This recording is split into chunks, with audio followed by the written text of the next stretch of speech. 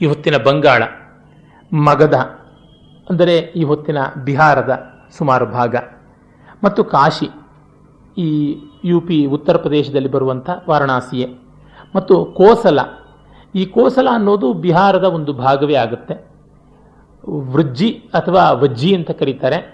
ಅದು ಬಿಹಾರದ ಸ್ವಲ್ಪ ಮೇಲುಭಾಗದ ಜಾಗ. ವೈಶಾಲಿ ಅಥವಾ ವೇಸಾಳಿ ಅಂತ ಪ್ರಾಕೃತದಲ್ಲಿ ಹೇಳ್ತಾರೆ.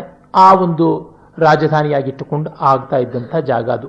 ಮತ್ತು ಮಲ್ಲ, ಈ ಕುಶಿನಗರ ಅಥವಾ ಕುಶಿನಾರ ಅಂತ ಏನು ಹೇಳ್ತಾರೆ, ಆ ಒಂದು ಜಾಗದ ಆಸುಪಾಸಿನ ಪ್ರದೇಶವನ್ನು ಮಲ್ಲಗಣ ಅಂತ ಕರಿತಾ ಇದ್ರು. ಮತ್ತು ಛೇದಿ, ಛೇದಿ ಎಂದರೆ ಈ ಹೊತ್ತಿನ ಛತ್ತೀಸ್ಗಢದ ಹತ್ತಿರಕ್ಕೆ ಬರುವಂಥದ್ದು. ಮತ್ತು ವಂಶ ಅಥವಾ ವತ್ಸ ಅಂತ, ವತ್ಸ ದೇಶ ಕೌಶಾಂಬಿಯನ್ನು ರಾಜಧಾನಿಯಾಗಿ ಮಾಡಿಕೊಂಡದ್ದು. ಅದು ಗಂಗಾ ನದಿಯಿಂದ ಪಶ್ಚಿಮ ದಿಕ್ಕಿಗೆ ಇದ್ದಂಥದ್ದು, ಅಂದರೆ ಸಾಮಾನ್ಯವಾಗಿ ಪ್ರಯಾಗಕ್ಕೂ ಮೇಲೆ ಇದ್ದಂಥ ಜಾಗ ಅದಾಗಿತ್ತು.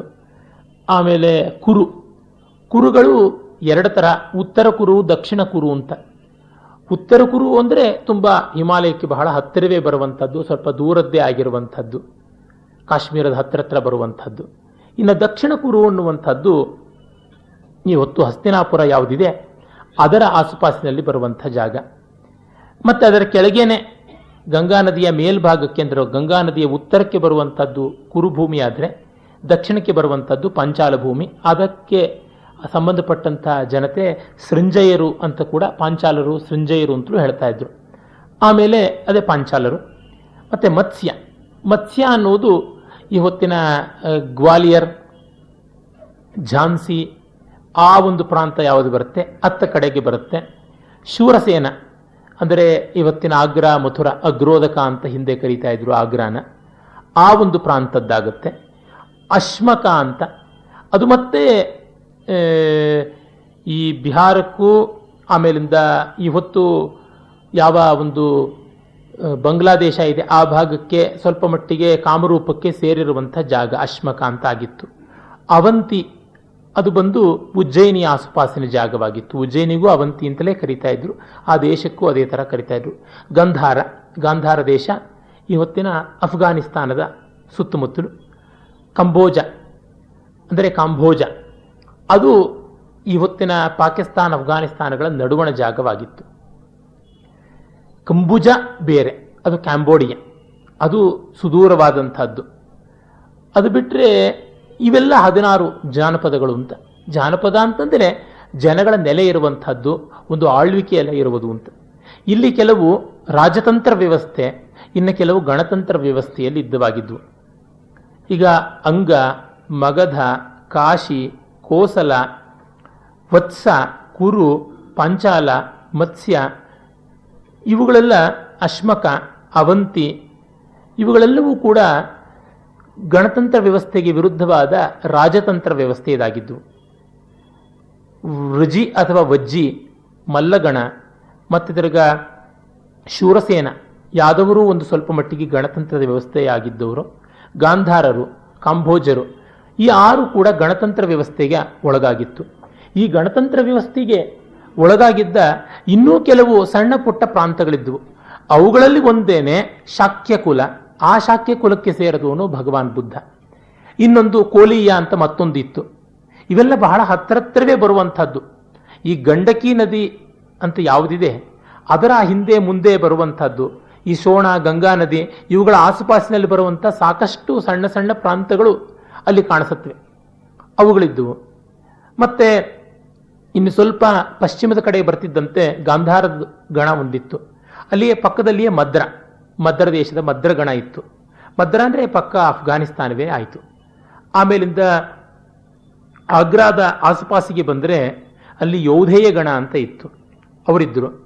ಮತ್ತು ಮಾಲವಗಣ ಅಂತ, ಈ ವಿದರ್ಭ ಪ್ರಾಂತದಲ್ಲಿ ಅವಂತಿ ಯಾವುದಿದೆ ಉಜ್ಜಯಿನಿ ಅದಕ್ಕೆ ಅಂಟಿಕೊಂಡಂತೆಯೇ ಇರುವಂಥ ಪ್ರಾಂತ ಮಾಲ್ವಾ ಅಂತ ಈಗಲೂ ಪ್ರಸಿದ್ಧವಾಗಿದೆ. ಮಹಾರಾಷ್ಟ್ರ ಮತ್ತು ಮಧ್ಯಪ್ರದೇಶಗಳಿಗೆ ಅಂಟಿಕೊಂಡ ಭಾಗ ಆ ಮಾಲವಗಣ ಅಂತ ಇದ್ದವು. ಹೀಗೆ 8-10 ಗಣಗಳಿದ್ದವು, 8-10 ರಾಜಪ್ರಭುತ್ವಗಳಿದ್ದವು. ಬಹಳ ಶಕ್ತಿಶಾಲಿಗಳಾಗಿದ್ದವರು ಅಂದರೆ ಮಗಧ, ಕೋಸಲ ಇವರೆರಡು. ಆಮೇಲೆ ಮಗಧವೇ ತನ್ನ ಇಂಪೀರಿಯಲ್ ಆದಂಥ ಛಾಪನ್ನು ಒತ್ತಿಬಿಡ್ತು. ಅದು ಇತಿಹಾಸ ನಮಗೆ ಗೊತ್ತಿರುವಂಥದ್ದು. ಅಜಾತ ಶತ್ರು ಆ ಕೆಲಸವನ್ನು ಮಾಡಿದ. ಆಮೇಲೆ ಈ ಮಹಾನಂದಿಯಿಂದ ಮೊದಲುಗೊಂಡು ಅದು ಮುಂದುವರೆದು ಮತ್ತೆ ಚಂದ್ರಗುಪ್ತ ಮೌರ್ಯನಲ್ಲಿ ಅದು ಪರಾಕಾಷ್ಠೆಗೆ ಹೋಯಿತು ಅಂತ ನಮಗೆ ಇತಿಹಾಸದಿಂದ ಗೊತ್ತಾಗಿದೆ. ಹೀಗಿದ್ದಾಗ ಪ್ರತಿಯೊಂದು ರಾಜ ವ್ಯವಸ್ಥೆಗೂ ಮಂತ್ರಿ ಪರಿಷತ್ತು ಅಂತೆಲ್ಲ ಇದ್ದವು. ಇವುಗಳೆಲ್ಲಕ್ಕೂ ನಮ್ಮ ಧರ್ಮಶಾಸ್ತ್ರಗಳಲ್ಲಿ, ಅರ್ಥಶಾಸ್ತ್ರಗಳಲ್ಲಿ ಒಳ್ಳೊಳ್ಳೆಯ ವಿವರಗಳು ಸಿಗುತ್ತವೆ. ಹಾಗೆಯೇ ಬೌದ್ಧ ಮತ್ತು ಜೈನ ಸಾಹಿತ್ಯದಲ್ಲಿ ಕೂಡ ಹೇಗೆ ಆಳ್ತಾ ಇದ್ರು ಅಂತ. ಜೈನರು ಬೇರೆ ಥರ, ಬೌದ್ಧರು ಬೇರೆ ಥರ, ಸನಾತನ ಧರ್ಮಿಗಳು ಬೇರೆ ಥರ ಅಂತ ಏನೂ ಆಳ್ತಾ ಇರಲಿಲ್ಲ. ಎಲ್ಲರೂ ಒಂದೇ ರೀತಿಯಾಗಿ ವ್ಯವಸ್ಥೆಯನ್ನು ಮಾಡಿಕೊಂಡು ಬರ್ತಾ ಇದ್ರು ಅಂತ ಗೊತ್ತಾಗುತ್ತೆ. ಯಾವುದೋ ಒಂದು ಪ್ರತ್ಯೇಕ ಅನ್ನುವಂಥದ್ದು ಇದ್ದೇ ಇರದಿದ್ದಲ್ಲ. ಆಮೇಲೆ ಇವರಿಗೆ ವ್ಯವಸ್ಥೆ ಜೀವನಕ್ಕೆ ಸಾಕಷ್ಟಿತ್ತು. ಕೃಷಿಯನ್ನು ಮಾಡ್ತಾ ಇದ್ರು. ಕೃಷಿ ಮುಖ್ಯವಾದದ್ದಾಗಿತ್ತು. ಗೋರಕ್ಷ, ವಾಣಿಜ್ಯ ಸಾಕಷ್ಟು ಇದ್ದುವು. ವಾಣಿಜ್ಯದ ವ್ಯವಹಾರಗಳು ತುಂಬ ಇದ್ದದ್ದಕ್ಕೆ ನಮಗೆ ಬೇಕಾದಷ್ಟು ದಾಖಲೆಗಳು ಜಾತಕಗಳಿಂದಲೇ ಸಿಗುತ್ತವೆ. ದೇಶ ವಿದೇಶಗಳಿಗೆ ಸಮುದ್ರ ಮಾರ್ಗದಲ್ಲಿ, ಭೂಮಾರ್ಗದಲ್ಲಿ ಪ್ರಯಾಣ ಮಾಡ್ತಾ ಇದ್ರು ಅನ್ನುವುದೆಲ್ಲ ಗೊತ್ತಾಗುತ್ತೆ. ಆ ಥರದ ಅನೇಕ ಜಾತಕಗಳು ಇವೆ. ಒಂದು ಜಾತಕದಲ್ಲಿ ಬೋಧಿಸತ್ವ ಒಬ್ಬ ಒಳ್ಳೆಯ ಜಾಣನಾದಂಥ ವೈಶ್ಯನಾಗಿ ಹುಟ್ಟಿದ. ಅವನು ತನ್ನ ಸಾಮಾನು ಸರಂಜಾಮಗಳನ್ನು ಚೆನ್ನಾದ ರೀತಿಯಲ್ಲಿ ನಡೆಸಿಕೊಂಡು ಹೋಗಿ ದೂರ ದೇಶದಲ್ಲಿ ತುಂಬ ಒಳ್ಳೆಯ ಲಾಭಕ್ಕೆ ಮಾರಿ, ಅದರ ನ್ಯಾಯವಾದಂಥ ಧರ್ಮವಾದ ಲಾಭಕ್ಕೆ ಮಾರಿ ಆ ಸಂಪಾದನೆಯನ್ನು ಲೋಕಹಿತಕ್ಕೂ ತನಗೂ ಬಳಸ್ತಾ ಇದ್ದ. ಮತ್ತೊಬ್ಬ ದುರ್ಬುದ್ಧಿಯಾದ ವರ್ತಕನಿಗೆ ತನಗೂ ಹಾಗೆ ಮಾಡಬೇಕು ಅಂತ ಅಪೇಕ್ಷೆ ಬಂತು. ಹಾಗೆ ಹೋಗುವಾಗ ಇಬ್ಬರಿಗೂ ಆದಂಥ ಒಂದು ಒಪ್ಪಂದ ಏನಂದರೆ ಬೋಧಿಸತ್ವ ಹೇಳ್ತಾನೆ, ನೀನೇ ಮೊದಲು ಹೋಗೋದಿದ್ರೆ ಹೋಗು, ನಾನೇ ಮೊದಲು ಬೇಕಾದ್ರೆ ಹೋಗ್ತೀನಿ, ಒಟ್ಟಿಗೆ ಇಬ್ಬರು ಹೋಗೋದು ಬೇಡ ಒಂದೇ ದಾರಿಯಲ್ಲಿ, ಇಬ್ಬರಿಗೂ ನಷ್ಟವಾಗುತ್ತೆ ಅಂತ. ಆಗ ಈ ದುರ್ಬುದ್ಧಿಯ ವರ್ತಕ, ನಾನೇ ಮೊದಲು ಹೋಗ್ತೀನಿ, ಮೊದಲು ಹೋದರೆ ನಮಗೆ ಇಷ್ಟ ಬಂದ ರೇಟಿಗೆ ನಾವು ವ್ಯಾಪಾರ ಫಿಕ್ಸ್ ಮಾಡ್ಬೋದು, ಮತ್ತೆ ನೀರು ಫ್ರೆಶ್ ಆಗಿರುತ್ತೆ, ನೆಲ ಫ್ರೆಶ್ ಆಗಿರುತ್ತೆ, ಗಾಳಿ ಫ್ರೆಶ್ ಆಗಿರುತ್ತೆ, ಹಸುರು ಚೆನ್ನಾಗಿರುತ್ತೆ ಅಂತ. ಎರಡನೇದಾಗಿ ಬೋಧಿಸತ್ವನು ಯೋಚನೆ ಮಾಡ್ದ, ಮೊದಲು ಇವನು ಹೋಗ್ಬಿಟ್ಟು ಏನೋ ಒಂದು ವ್ಯವಸ್ಥೆ ಮಾಡಿ ಬಂದರೆ ವ್ಯಾಪಾರದಲ್ಲಿ ಯಾವುದೋ ಒಂದು ರೇಟ್ ಅಂತ ನಾವು ಅದರ ಹಿಂದೂ ಮುಂದೆ ನೋಡ್ಕೊಳ್ಬೋದು. ಅಬ್ರಪ್ಟಾಗಿ ಫಿಕ್ಸ್ ಮಾಡೋದು ತಪ್ಪುತ್ತೆ. ಮತ್ತು ಇವರು ತಮಗೆ ಅಂತ ಹೇಳ್ಬಿಟ್ಟು ಒಂದಷ್ಟು ಒಲೆಗಳು ಕೆತ್ಕೊಂಡಿರ್ತಾರೆ, ಬಾವಿಯಲ್ಲಿ ಜಾಗದಲ್ಲಿ ಬಾವಿ ಅಗೆದುಕೊಂಡಿರ್ತಾರೆ, ಮತ್ತೆ ಮುಳ್ಳು ಕಲ್ಲು ಇದ್ದ ಜಾಗದಲ್ಲಿ ಅವುಗಳನ್ನೆಲ್ಲ ನಿವಾರಣೆ ಮಾಡಿರ್ತಾರೆ. ಆ ಅನುಕೂಲ ನಮಗೂ ಆಗುತ್ತೆ ಅಂತ ಬೋಧಿಸತ್ವ ಅಂದುಕೊಳ್ತಾನೆ. ಮತ್ತೆ ಹುಲ್ಲು, ಚಿಗುರು ಇತ್ಯಾದಿ ಈ ಪ್ರಾಣಿಗಳು ಬಾಯಿ ಹಾಕಿ ತಿಂದರೆ ಅದು ಒಂದು ಹತ್ತಾಗಿ ಒಡೆಯುತ್ತೆ, ಇನ್ನು ಫಲ ಮತ್ತು ಪುಷ್ಪ ಸಸ್ಯ ಸಮೃದ್ಧಿ ಇರುತ್ತೆ ಅಂತ ಯೋಚನೆ ಮಾಡಿದ. ದುರ್ಬುದ್ಧಿಯ ವರ್ತಕ ಹೋದ, 500 ಬಂಡಿಗಳಲ್ಲಿ ಹೋದ. ಈ 500 ಅನ್ನೋದು ಬೌದ್ಧರ ಇಡೀ ಸಾಹಿತ್ಯದಲ್ಲಿ ಒಂದು ಮಿಸ್ಟಿಕ್ ನಂಬರ್ ಅನ್ನೋ ಥರ ಮತ್ತೆ ಮತ್ತೆ ಬರುತ್ತೆ. ಅದು ಉತ್ಪ್ರೇಕ್ಷಿತವಾದಂಥ ಸಂಖ್ಯೆ ಇರಬೇಕು ಅಂತ ಅನ್ಸುತ್ತೆ. ಎಲ್ಲ ಕಡೆಗೂ 500 ಬರ್ತಲೇ ಇರುತ್ತೆ. ಈ ಪಂಚಶತಿ ನಮ್ಮಲ್ಲಿ ತ್ರಿಶತಿ ಅದು ಹೇಗೋ ಬಂದುಬಿಡ್ತು. ಸಪ್ತಶತಿಯೂ ಒಂದು ಸ್ವಲ್ಪ ಮಟ್ಟಿಗಿದೆ. ಈ ಪಂಚಶತಿ ಅಷ್ಟಿಲ್ಲ. ಲಲಿತಾ ಪಂಚಶತಿ ಅಂತ ಒಂದು ಉಂಟು. ಅರೆ ಯಾವ ದೇವಿನೂ ಅದರಿಂದ ಜಾಸ್ತಿ ಪೂಜೆ ಮಾಡಿಸ್ಕೊಳ್ಳೋ ಮಟ್ಟಿಗೆ ನಾನು ಕಾಣೆ. ತ್ರಿಶತಿ, ಅಷ್ಟೋತ್ತರ ಶತನಾಮ ಮತ್ತು ಸಹಸ್ರನಾಮ ತುಂಬ ಪ್ರಸಿದ್ಧವಾಗಿದೆ. ದುರ್ಗಾ ಸಪ್ತಶತಿ ಮೊದಲಾದಂಥವು ಇದ್ದೇ ಇವೆ. ಇರಲಿ, ಇದು ಬೌದ್ಧರ ಸಾಹಿತ್ಯದಲ್ಲಿ ಕಂಡುಬರುವ ಒಂದು ವಿಶೇಷ ಅಂತಷ್ಟೇ ಜ್ಞಾಪಕ ಬಂತು ಹೇಳಿದೆ. ಹೋಗ್ತಾನೆ, ದಾರಿಯಲ್ಲಿ ಯಕ್ಷರು ಕಾಣಿಸ್ಕೊಳ್ತಾರೆ. ಆ ಯಕ್ಷರು ಇವ್ರನ್ನೆಲ್ಲ ಮೋಸ ಮಾಡೋದಕ್ಕೆ ಅಂತಲೇ ಇರ್ತಾರೆ. ಆ ಯಕ್ಷರು 100 ಬಂಡಿಗಳಲ್ಲಿ ಅವರು ನೀರಿನ ಒಂದು ಸೆಲೆಯಿಂದ ಬರ್ತಾ ಇರೋರು ಹಾಗೆ ಬಂಡಿಯ ಚಕ್ರ ಎಲ್ಲ ಕೆಸರಿಂದ ಕೂಡಿರುತ್ತೆ, ಕೈಯಲ್ಲೆಲ್ಲ ಕಮಲದ ಹೂಗಳಿರುತ್ತವೆ, ಮುಖದ ಮೇಲೆಲ್ಲನೂ ಒದ್ದೆಯಾದ ಲಾಂಛನ ಗುರುತು ಕಾಣಿಸ್ತಾ ಇರುತ್ತೆ. ಅವರು ಎಲ್ಲೆಲ್ಲಿ ನೋಡಿದ್ರು ಮಳೆ, ಎಲ್ಲೆಲ್ಲಿ ನೋಡಿದ್ರು ನೀರು ಅಂತಾರೆ. ವಸ್ತುತ ಇವರು ಮರುಭೂಮಿಯಲ್ಲಿ ಹೋಗ್ತಾ ಇರ್ತಾರೆ. ನೀವೆಲ್ಲ ಇಷ್ಟು ನೀರು ಯಾತಕ್ಕೆ ಹೊತ್ಕೊಂಡು ಹೋಗ್ತೀರಾ, ಚೆಲ್ಲಿಬಿಡಿ ಅಂತಾರೆ. ಆಗ ದುರ್ಬುದ್ಧಿಯಾದ ವರ್ತಕ, ಹೌದು ಚೆಲ್ಲಿಬಿಟ್ರೆ ನಮಗೆ ಹಗುರವಾಗುತ್ತೆ, ಇನ್ಯಾವುದಾದ್ರೂ ಸಾಮಗ್ರಿ ತುಂಬಿಕೊಳ್ಳೋಕೆ ಅನುಕೂಲವಾಗುತ್ತೆ ಅಂತ ಚೆಲ್ತಾರೆ. ಎಲ್ಲರನ್ನ ಕೈಯಿಂದಲೂ ನೀರು ಚೆಲ್ಲಿಸ್ತಾನೆ. ಕಡೆಗೆ ನೀರಿಲ್ಲದೆ ಮರುಭೂಮಿಯಲ್ಲಿ ಒದ್ದಾಡಿ ಅವರೆಲ್ಲ ಸಾಯೋ ಸ್ಥಿತಿಗೆ ಬಂದಾಗ ಆ ಯಕ್ಷಗಣಗಳು ಇವ್ರನ್ನ ಕಿತ್ತು ತಿಂದು ಬಿಡುತ್ತವೆ. ಹೀಗೆ ಮತ್ತೆ ಬೋಧಿಸತ್ವ ಹೋಗ್ತಾನೆ. ಹೋಗುವಾಗಲೂ ಇದೇ ಥರ ಆಗುತ್ತೆ. ಆಗ ನಾವು ವರ್ತಕರು, ನಾವು ಈ ಥರದ್ದು ಮಾತುಗಳನ್ನು ನಂಬಬಾರದು, ನೀರನ್ನು ಕಂಡೊರೆತು ನಾವು ಚೆಲ್ಲೋದಿಲ್ಲ, ಹಾಗಾಗಿ ನೀವು ನಮ್ಮನ್ನು ಅಡ್ಡಿ ಮಾಡಬೇಡಿ ಅಂತ. ಆಗ ಯಕ್ಷರು ಏನೂ ಮಾಡೋಕ್ಕಾಗೋಲ್ಲ, ಅವುಗಳಿಗೂ ಒಂದು ನಿಯತ್ತಿತ್ತು, ತಾವಾಗಿ ಒಪ್ಪದೇ ಇರೋರನ್ನ ತಗಾದೆ ಮಾಡಿ ನಿಲ್ಲಿಸಬಾರ್ದು ಅಂತ. ಆಮೇಲೆ ಅವರುಗಳು ಮುಂದೆ ಹೋದಾಗ ಕಂಡದ್ದೇನು, ಈ ಹಿಂದಿನ ತಂಡ ಬಂದು ಅದು ಕಂಕಾವಶೇಷವಾಗಿರುವಂಥದ್ದು, ಕಂಕಾಳ ಅಸ್ಥಿಪಂಜರಗಳು ಅಲ್ಲಿ ಬಿದ್ದಿರುವಂಥದ್ದು. ಹಾಗೆ ಈ ಥರದ ವಿಷಯಗಳು ಎಷ್ಟೋ ಬರುತ್ತೆ ಬೌದ್ಧ ಜಾತಕಗಳಲ್ಲಿ. ಪ್ರಯಾಣಿಕರು, ವರ್ತಕರು, ಸಮುದ್ರಾಂತರ ವಾಣಿಜ್ಯ ಮಾಡುವಂಥದ್ದು, ಅಲ್ಲೆಲ್ಲ ಕಂಡುಬರುವಂತಹ ವಿಶೇಷಗಳು, ಪ್ರಾಣಿ ವಿಶೇಷಗಳು, ಇವುಗಳೆಲ್ಲ ಕಾಣಿಸುತ್ತವೆ. ಹೀಗಾಗಿ ಅದು ಇತ್ತು ಅಂತ ಗೊತ್ತಾಗುತ್ತೆ ಈ ಥರದ್ದೆಲ್ಲ. ಮತ್ತೆ ಆಹಾರ ಇತ್ಯಾದಿ ವಿಷಯಗಳಲ್ಲಿ ಈಗಿರುವಷ್ಟು ಸಸ್ಯ ವೈವಿಧ್ಯ ಇಲ್ಲದೇ ಇದ್ದರೂ ಆಗ ಒಂದು ರೀತಿಯಾದಂಥ ವೈವಿಧ್ಯ ಇದ್ದೇ ಇತ್ತು. ಎಷ್ಟೋ ಸಸ್ಯಗಳು ನಮ್ಮ ಭಾರತ ದೇಶಕ್ಕೆ ಹೊರಗಿಂದ ಬಂದವು. ಆದರೆ ಇದ್ದ ಸಸ್ಯಗಳಲ್ಲಿಯೇ ಸಾಕಷ್ಟು ಸಂತೋಷ ಪಟ್ಕೊಳ್ತಾ ಇದ್ರು, ಇದ್ದ ತರಕಾರಿಗಳಲ್ಲೇ ಹೆಚ್ಚು ಸಂತೋಷ ಪಟ್ಕೊಳ್ತಾ ಇದ್ರು. ಹಾಗಿತ್ತು. ಮಾಂಸಾಹಾರ ತಕ್ಕ ಮಟ್ಟಿಗೆ ವ್ಯಾಪಕವಾಗಿಯೇ ಇದ್ದಂಥದ್ದು ಹೌದು. ಮತ್ತು ಜನರಿಗೆ ವಿನೋದಕ್ಕೆ ಬೇರೆ ಬೇರೆ ವಿಧವಾದಂಥ ಕಲೆಗಳು ಎಲ್ಲ ಇದ್ದವೇ ಆಗಿದ್ದವು. ಸಂಗೀತ ಇರಬಹುದು, ನೃತ್ಯ ಇರಬಹುದು, ಚಿತ್ರ, ಶಿಲ್ಪ, ಇವುಗಳೆಲ್ಲ ಇದ್ದೇ ಇತ್ತು. ಎಷ್ಟೋ ಜನ ವಿದ್ವಾಂಸರು ಬೌದ್ಧರಿಂದಲೇ ನಮ್ಮ ಚಿತ್ರಕಲೆ ಬೆಳೆದದ್ದು, ಬೌದ್ಧರಿಂದಲೇ ಶಿಲ್ಪ ಬೆಳೆದದ್ದು ಅಂತ ಎಲ್ಲವೂ ಬೌದ್ಧರು ಅಂತ ಹೇಳ್ತಾರೆ. ಅದು ಖಂಡಿತ ಒಪ್ಪುವಂಥದ್ದಲ್ಲ. ಯಾಕೆಂದರೆ ಯಾವತ್ತೂ ಒಂದು ಮತ ಒಂದು ಹೊಸತನ್ನು ಸೃಷ್ಟಿ ಮಾಡೋಲ್ಲ, ಇದ್ದಿರುವ ಕಲೆಯನ್ನ ತನ್ನ ಪ್ರಚಾರದ ಅನುಕೂಲತೆಗೆ ಬಳಸ್ಕೊಳ್ಳುತ್ತೆ. ಮತಕ್ಕೆ ತನ್ನಂತೆಯೇ ಒಂದು ಕಲೆಯನ್ನು ನಿರ್ಮಾಣ ಮಾಡುವಂತಹ ಒಂದು ಶಕ್ತಿ ಇರೋದಿಲ್ಲ. ಅದು ಜನ ಸಮುದಾಯದಿಂದ ಬರುವಂಥದ್ದಾಗಿರುತ್ತೆ. ಹಾಗಿರುವಾಗ ನಾವು ಬೌದ್ಧರಿಗೆ ಎಲ್ಲ ಕ್ರೆಡಿಟ್ಸು ಕೊಡಬೇಕಾಗಿಲ್ಲ, ಕೊಡಬಾರದು ಅಂತಲ್ಲ. ಅದಕ್ಕೆ ಮುಂಚೆ ಇದ್ದವರೇನು ಆಕಾಶ ನೋಡ್ಕೊಂಡಿದ್ರ? ಅವ್ರಿಗೇನು ಚಿತ್ರ, ಗೀತ, ನೃತ್ಯ ಯಾವುದೂ ಇರಲಿಲ್ವಾ? ಎಲ್ಲ ಇತ್ತು ಅಂತ ಗೊತ್ತಾಗುತ್ತೆ. ಅಷ್ಟ್ಯಾಕೆ ಬುದ್ಧನೇ ಯಾವ್ಯಾವ ರೀತಿಯಾದ ಕಲೆಗಳನ್ನು ಅಭ್ಯಾಸ ಮಾಡ್ದ, ಯಾವ್ಯಾವ ರೀತಿಯಾದ ಚಿತ್ರಗಳನ್ನು ಅಭ್ಯಾಸ ಮಾಡ್ದ ಅನ್ನುವ ವಿವರಗಳನ್ನು ಲಲಿತ ವಿಸ್ತಾರ, ಮಹಾವಸ್ತು ಮೊದಲಾದವು ಯಥೇಷ್ಟವಾಗಿ ಕೊಡುವಾಗ ಅವನು ಎಲ್ಲ ಕಲೆಗಳನ್ನು ಅಭ್ಯಾಸ ಮಾಡಿದ್ದೇ ಹೌದು ಅಂತಂದ್ರೆ ಆ ಕಾಲದಲ್ಲಿ ಕಲೆ ಇಲ್ದಿದ್ದರೆ ಹೇಗೆ? ಅದೆಲ್ಲ ಉತ್ಪ್ರೇಕ್ಷಿತವಾದದ್ದು ಅಂತ ಹೇಳಿದ್ರು ಅವನನ್ನು ರಂಜಿಸೋದಕ್ಕೆ ಕಲಾವಂತರು ಇದ್ದರು ಅನ್ನೋದು ಗೊತ್ತಾಗುತ್ತೆ.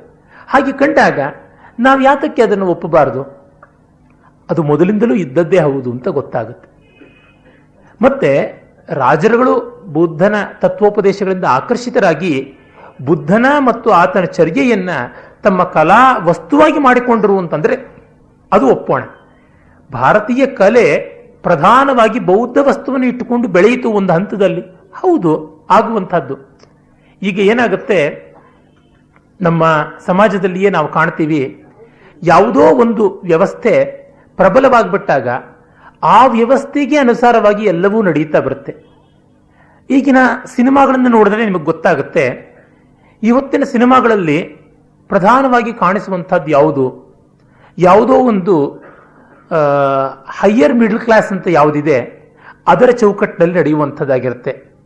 ನಾಯಕ ನಾಯಕಿಯರಿಗೆ ಪ್ರತಿಯೊಬ್ಬರಿಗೂ ಸೆಲ್ ಫೋನ್ ಇರುತ್ತೆ, ಪ್ರತಿಯೊಬ್ಬರಿಗೂ ಕಾರ್ ಇರುತ್ತೆ, ಅವ್ರ ಮನೆಯಲ್ಲಿ ಸುಗ್ರಾಸ ಭೋಜನಕ್ಕೆ ಅವಕಾಶ ಇರುತ್ತೆ, ಮನೆ ಒಂದು ಮರಿ ಅರಮನೆಯ ತರಹ ಇರುತ್ತೆ. ಈ ಥರದ್ದು ಸಾಮಾನ್ಯವಾಗಿ. ಅದೇ ಈಗ ಒಂದು 30 ವರ್ಷಗಳ ಕೆಳಗಿನ ಸಿನಿಮಾಗಳಲ್ಲಿ ಈ ರೀತಿಯಾದದ್ದು ಇರಲಿಲ್ಲ. ಅಂದರೆ ಈ ಹೊತ್ತಿನ ಜನಜೀವನ ಅಮೆರಿಕನ್ ಹೈಪ್ ಅನ್ನು ಹೆಚ್ಚು ಇಷ್ಟಪಡ್ತಾ ಇದೆ. ಅದರ ಡಾಮಿನೇಷನ್ ಇರೋದ್ರಿಂದ ಇವತ್ತಿನ ಕಲೆ ಅನ್ನೋದ್ರೊಳಗೆಲ್ಲ ಅದು ಎದ್ದು ಕಾಣುವುದಾಗಿದೆ. ಇವತ್ತಿನ ಕತೆ ಕಾದಂಬರಿಗಳಲ್ಲಿ ನೋಡಿದ್ರು ಅದು ಕಾಣಿಸುವಂಥದ್ದಾಗಿದೆ.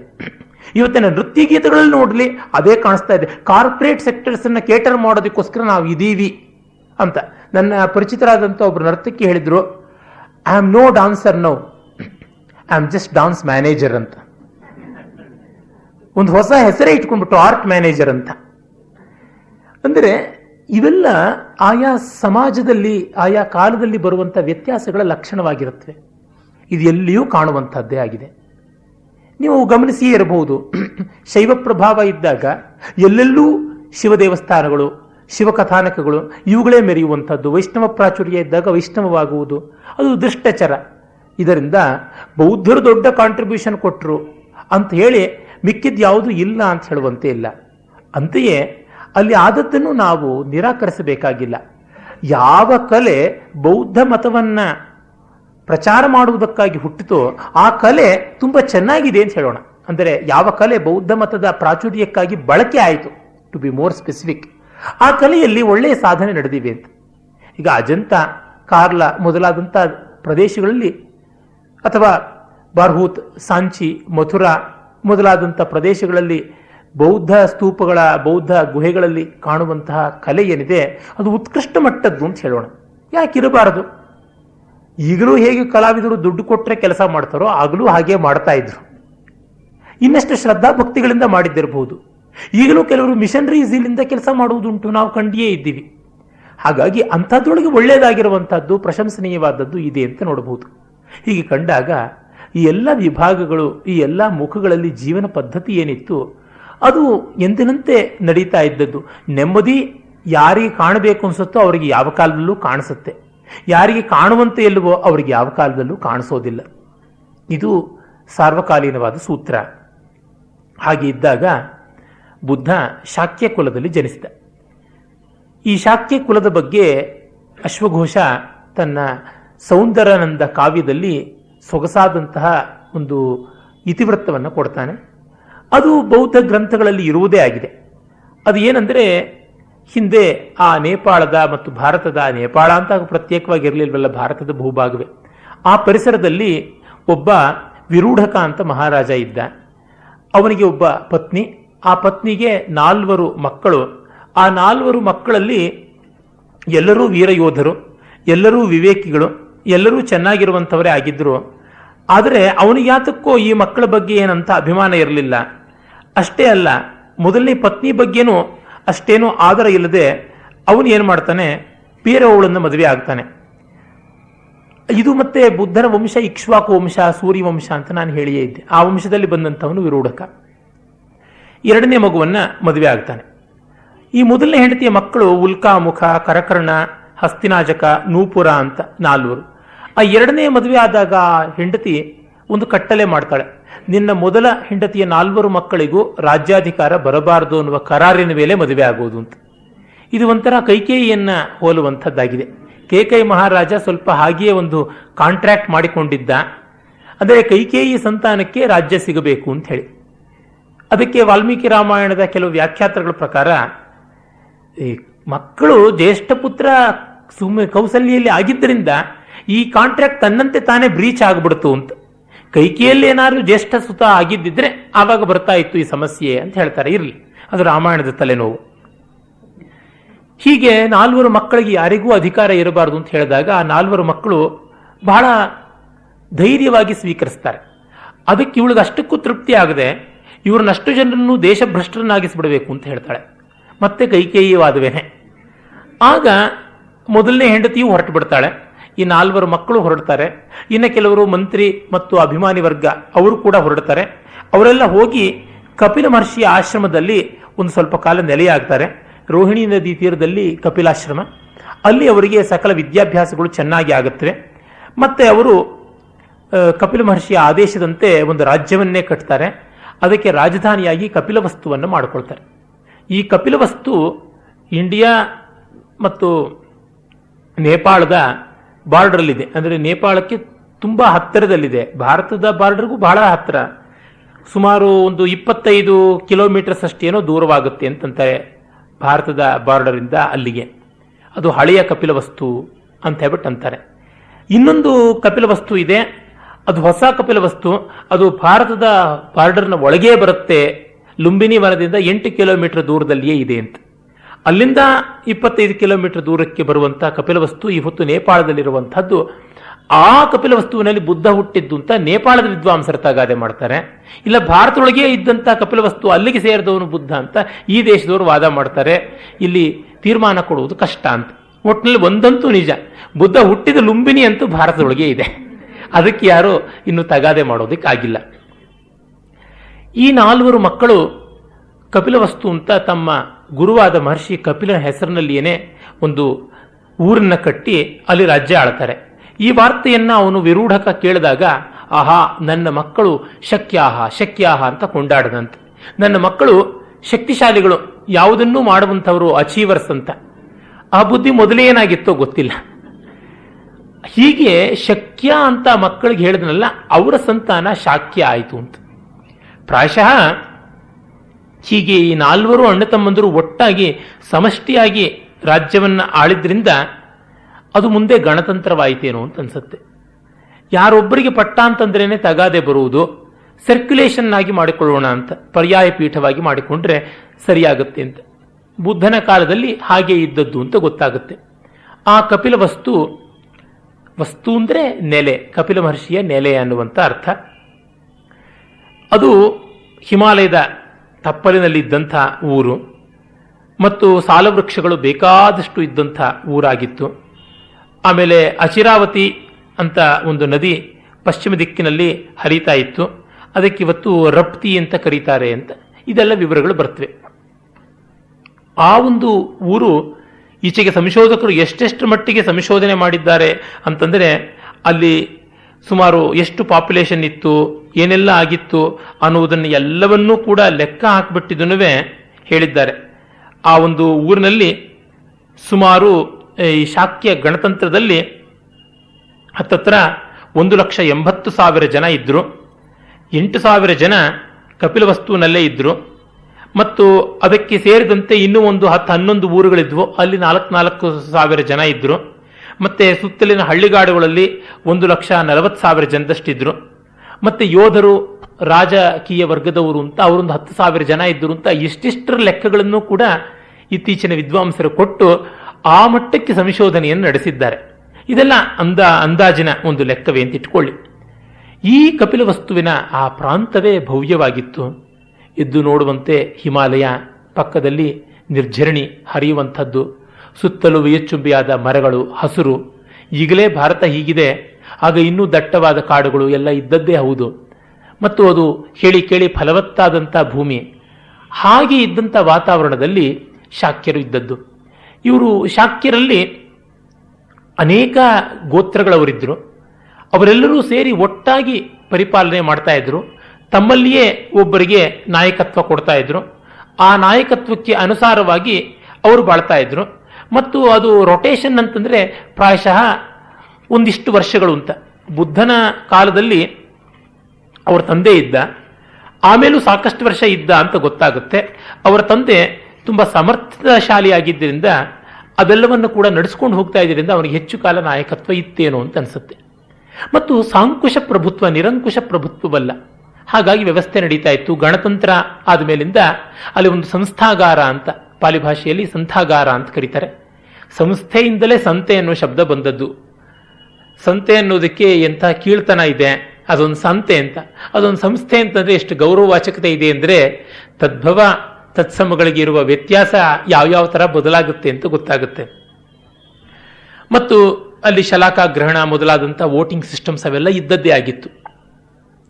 ಆದರೆ ಹೆಚ್ಚಿನ ಗೌರವ ಅಂತೂ ಇರ್ತಾ ಇತ್ತು. ಆಳ್ವಿಕೆಯನ್ನು ಮಾಡುವಂಥವರ ಒಂದು ಕುಟುಂಬಕ್ಕೆ, ಅದಕ್ಕೆ ಸೇರಿದಂಥವರಿಗೆ. ಇತಿಹಾಸ ಎಲ್ಲವನ್ನ ದಾಖಲೆ ಮಾಡಿದೆ. ಶುದ್ಧೋಧನ, ಧೂತೋಧನ, ಮತ್ತೆ ಸಖ್ಯೋಧನ, ಶುಕ್ರೋಧನ, ಅಮಿತೋಧನ, ಈ 5 ಅಣ್ಣ ತಮ್ಮಂದಿರಿದ್ರು. ಅವರಲ್ಲಿ ಜ್ಯೇಷ್ಠನಾದವನೇ ಶುದ್ಧೋಧನ. ಓದನ ಅಂದರೆ ಅನ್ನ, ಒಳ್ಳೆಯ ಅನ್ನ. ಆ ಒಂದು ಅನ್ನ ಅವನಿಗಿತ್ತು, ಅನ್ನ ಸಮೃದ್ಧಿ ಇತ್ತು ಅಂತ ಹಾಗೆ ಇದ್ದಿರಬಹುದು. ಇವರುಗಳ ಒಂದು ಕುಟುಂಬ ತುಂಬ ಅನ್ಯೋನ್ಯವಾಗಿತ್ತು. ದೊಡ್ಡ ಜಾಯಿಂಟ್ ಫ್ಯಾಮಿಲಿ ಆಗಿತ್ತು. ಅಲ್ಲಿ ಹುಟ್ಟಿದವನು ಬುದ್ಧ ಅಂತ ನಮಗೆ ಅಷ್ಟು ವಿಷಯ ಗೊತ್ತಾಗುತ್ತೆ. ಬುದ್ಧನ ತಾಯಿ ಮಾಯಾದೇವಿ, ತಮಗೆಲ್ಲ ಗೊತ್ತಿರುವಂಥದ್ದೇ ಆ ಕಥೆ. ಆ ತಾಯಿಗೆ ಒಬ್ಬ ತಂಗಿ ಇದ್ದಳು. ಕೆಲವು ಮೂಲಗಳ ಪ್ರಕಾರ ತಾಯಿ ತಂಗಿ ಹೊರತು ಅಕ್ಕ ಆಗಿರಲಿಲ್ಲ. ಅಕ್ಕ ಪ್ರಜಾಪತಿ ಅಂತ.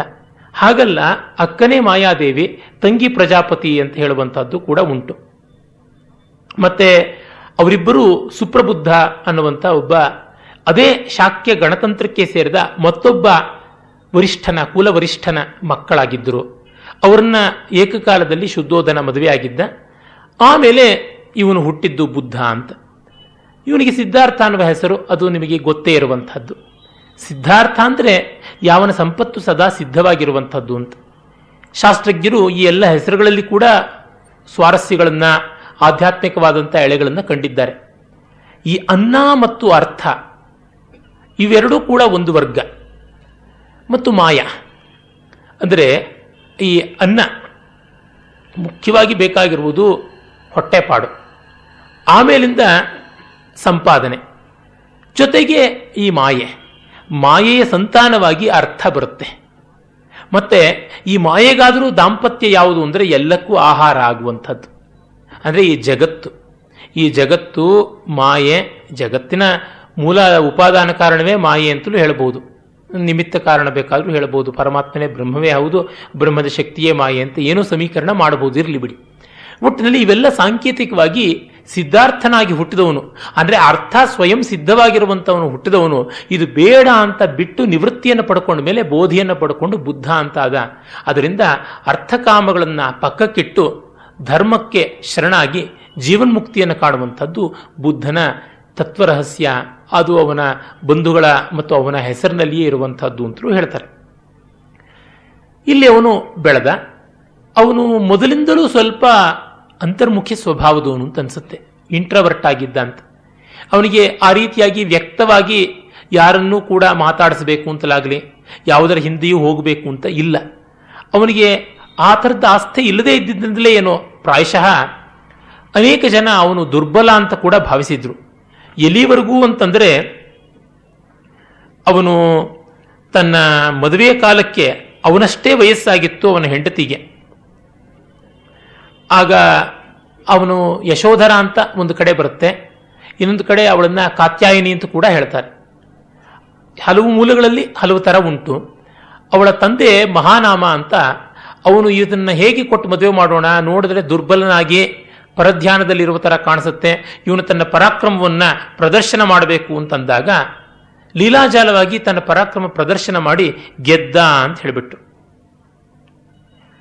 ಅಂದರೆ ತನ್ನ ಪರಾಕ್ರಮವನ್ನು ಅವರಿಗೂ ಅವನು ವ್ಯಕ್ತೀಕರಿಸಿರಲಿಲ್ಲ, ಈಗ ಗೊತ್ತಾಯಿತು ಅಂತ ಹೇಳಿ. ಶಾಕ್ಯರು ಈ ಗಣತಂತ್ರದ ವ್ಯವಸ್ಥೆಯಲ್ಲಿ ಸಾಮಾನ್ಯ ಇರುವಂತೆ ಯೋಧರೇ ಆಗಿದ್ದರು. ಗಣತಂತ್ರ ವ್ಯವಸ್ಥೆಯಲ್ಲಿ ಯೋಧಗಣ ಅನ್ನುವುದು ಪ್ರತ್ಯೇಕವಾಗಿರುವುದಿಲ್ಲ. ಆಳ್ವಿಕೆಯಲ್ಲಿ ಜನಗಳೆಲ್ಲ ಇರ್ತಾರೆ, ಜನಗಳೆಲ್ಲ ಯುದ್ಧ ಮಾಡ್ತಾರೆ ಅಂತ. ಹಾಗಾಗಿ they are more worrying groups. ಅದರಿಂದಲೇ ಅವರ ಬಾಂಧವ್ಯವನ್ನು ಪಡ್ಕೊಂಡ್ರೆ ಸುಲಭವಾಗಿ ಸೈನ್ಯ ಸಿಗುತ್ತೆ ಅಂತ ಮಹಾರಾಜರುಗಳಿಗೆ ಎಷ್ಟೋ ಜನಕ್ಕೆ ಅಪೇಕ್ಷೆ ಇತ್ತು. ಈ ಶಾಕ್ಯ ಕುಲವೆಲ್ಲ ಶ್ರಾವಸ್ತಿಯ ಪ್ರಸೇನಜಿತ್ತನಿಗೆ ಅಧೀನವಾಗಿತ್ತು ಅಂತ ಗೊತ್ತಾಗುತ್ತೆ. ಅದೇ ತರಹ ವೃಜಿ ಅಥವಾ ವಜ್ಜಿಗಣವನ್ನು ಅಜಾತ್ ಶತ್ರು ಹೊಸಕಿ ಹಾಕಿಬಿಟ್ಟು ಅವರನ್ನು ಮುಂದಕ್ಕೆ ತನ್ನ ಅಧೀನರನ್ನಾಗಿ ಮಾಡಿಕೊಂಡ ಅನ್ನುವುದನ್ನು ನಾವು ಇತಿಹಾಸದಿಂದ ಕಾಣ್ತೀವಿ. ಹೀಗೆ ಬುದ್ಧ ಮೊದಲಿಂದಲೂ ತನ್ನ ಸ್ವಭಾವದಲ್ಲಿ ಸಂಕೋಚವನ್ನು ಪಟ್ಟುಕೊಂಡು ಯಾವುದೋ ಒಂದು ರೀತಿಯಲ್ಲಿ ಇದ್ದ ಅಂತ ನಮಗೆ ತಿಳಿಯುತ್ತೆ. ಅವನಿಗೆ ಬೇಕಾದಷ್ಟು ಜನ ಸೇವಕರಿದ್ದರು, ಬೇಕಾದಷ್ಟು ಭೋಗ ಭಾಗ್ಯಗಳಿದ್ದುವು, ಎಲ್ಲ ಇತ್ತು ಅನ್ನುವಂಥ ವರ್ಣನೆ ಕಾವ್ಯಗಳಲ್ಲಿ ಪುಂಖಾನುಪುಂಖವಾಗಿ ಬರುತ್ತೆ. ಅಶ್ವಘೋಷ ಅಂತೂ ಅದನ್ನು ತುಂಬ ಚೆನ್ನಾಗಿ ಬುದ್ಧಚರಿತದಲ್ಲಿ ಹೇಳ್ತಾನೆ. ಬುದ್ಧಚರಿತ ಮಹಾಕಾವ್ಯ ಸಂಸ್ಕೃತದಲ್ಲಿ ವ್ಯಾಸ ವಾಲ್ಮೀಕಿಗಳಾದ ಮೇಲೆ ಸಿಗುವಂತಹ ಅತ್ಯಂತ ಪ್ರಾಚೀನವಾದ ಒಳ್ಳೆಯ ಕಾವ್ಯ. ಅಲ್ಲಿ ಒಂದು ಕಥೆ ಬರುತ್ತೆ. ಬುದ್ಧ ಹುಟ್ಟುತ್ತಾ ಇದ್ದಂತೆಯೇ ಆದ ಘಟನೆ. ಅದಕ್ಕೂ ಮುಂಚೆ ಬುದ್ಧನ ಜನ್ಮವನ್ನೇ ತೆಗೆದುಕೊಂಡು ಹೇಳೋಣ. ಮಾಯಾದೇವಿಯ ಜೊತೆ ಮದುವೆ ಆಯಿತು. ಮಾಯಾದೇವಿ ತವರು ಮನೆಗೆ ಹೊರಟಳು. ತವರು ಮನೆಗೆ ಹೊರಟಾಗ ದಾರಿಯಲ್ಲಿ ಲುಂಬಿನಿ ವನದ ಸೌಂದರ್ಯವನ್ನು ನೋಡ್ತಾ ಅಲ್ಲಿಯೇ ಇರಬೇಕು ಅನ್ನುವ ಬಯಕೆ ಆಯಿತು. ಸ್ವಲ್ಪ ಹೊತ್ತಲ್ಲಿ ವಿಶ್ರಮಿಸಿಕೊಳ್ಳೋಣ ಅಂತ ಪೂರ್ಣ ಗರ್ಭಿಣಿ ಇದ್ದಾಗ ಅಶೋಕ ವೃಕ್ಷ ಅಂತ ಕೆಲವು ಕಡೆ ಉಲ್ಲೇಖ ಬರುತ್ತೆ, ಸಾಲ ವೃಕ್ಷ ಅಂತ ಇನ್ನು ಕೆಲವು ಕಡೆ ಬರುತ್ತೆ. ಆ ಸಾಲ ವೃಕ್ಷದ ಕೊಂಬೆಯನ್ನ ತಾನು ಆಧಾರವಾಗಿ ನಿಂತುಕೊಳ್ಳಕ್ಕೆ ಇಟ್ಟುಕೊಂಡಾಗ ಆ ಸ್ಥಿತಿಯಲ್ಲೇನೆ ಬುದ್ಧ ಜನಿಸಿದ. ಹುಟ್ಟಿದವನೇ 7 ಹೆಜ್ಜೆ ನಡೆದ ಅಂತ ಬೌದ್ಧ ಗ್ರಂಥಗಳಲ್ಲಿ ಬರುತ್ತೆ. ಮಹಾವ್ಯಕ್ತಿಗಳ ಜೊತೆಗೆ ಈ ಪವಾಡಗಳೆಲ್ಲ ಬರುತ್ತೆ. ಆ 7 ಹೆಜ್ಜೆ ನಿನ್ನೆ ನಾನು ಮೊದಲೇ ಹೇಳಿದನಲ್ಲ ಅಗ್ನಿ ಅಂತ, ಆ ಅಗ್ನಿಗೂ ಅದೇ ರೀತಿಯಾದ ಕಥೆ ಉಂಟು. ವಿಶ್ವಾನರ ಮಹರ್ಷಿಯ ಮಗನಾದ ಅಗ್ನಿ ಹುಟ್ಟುತ್ತಲೇ 7 ಹೆಜ್ಜೆಯನ್ನು ನಡೆದ ಅಂತ ಬರುತ್ತೆ.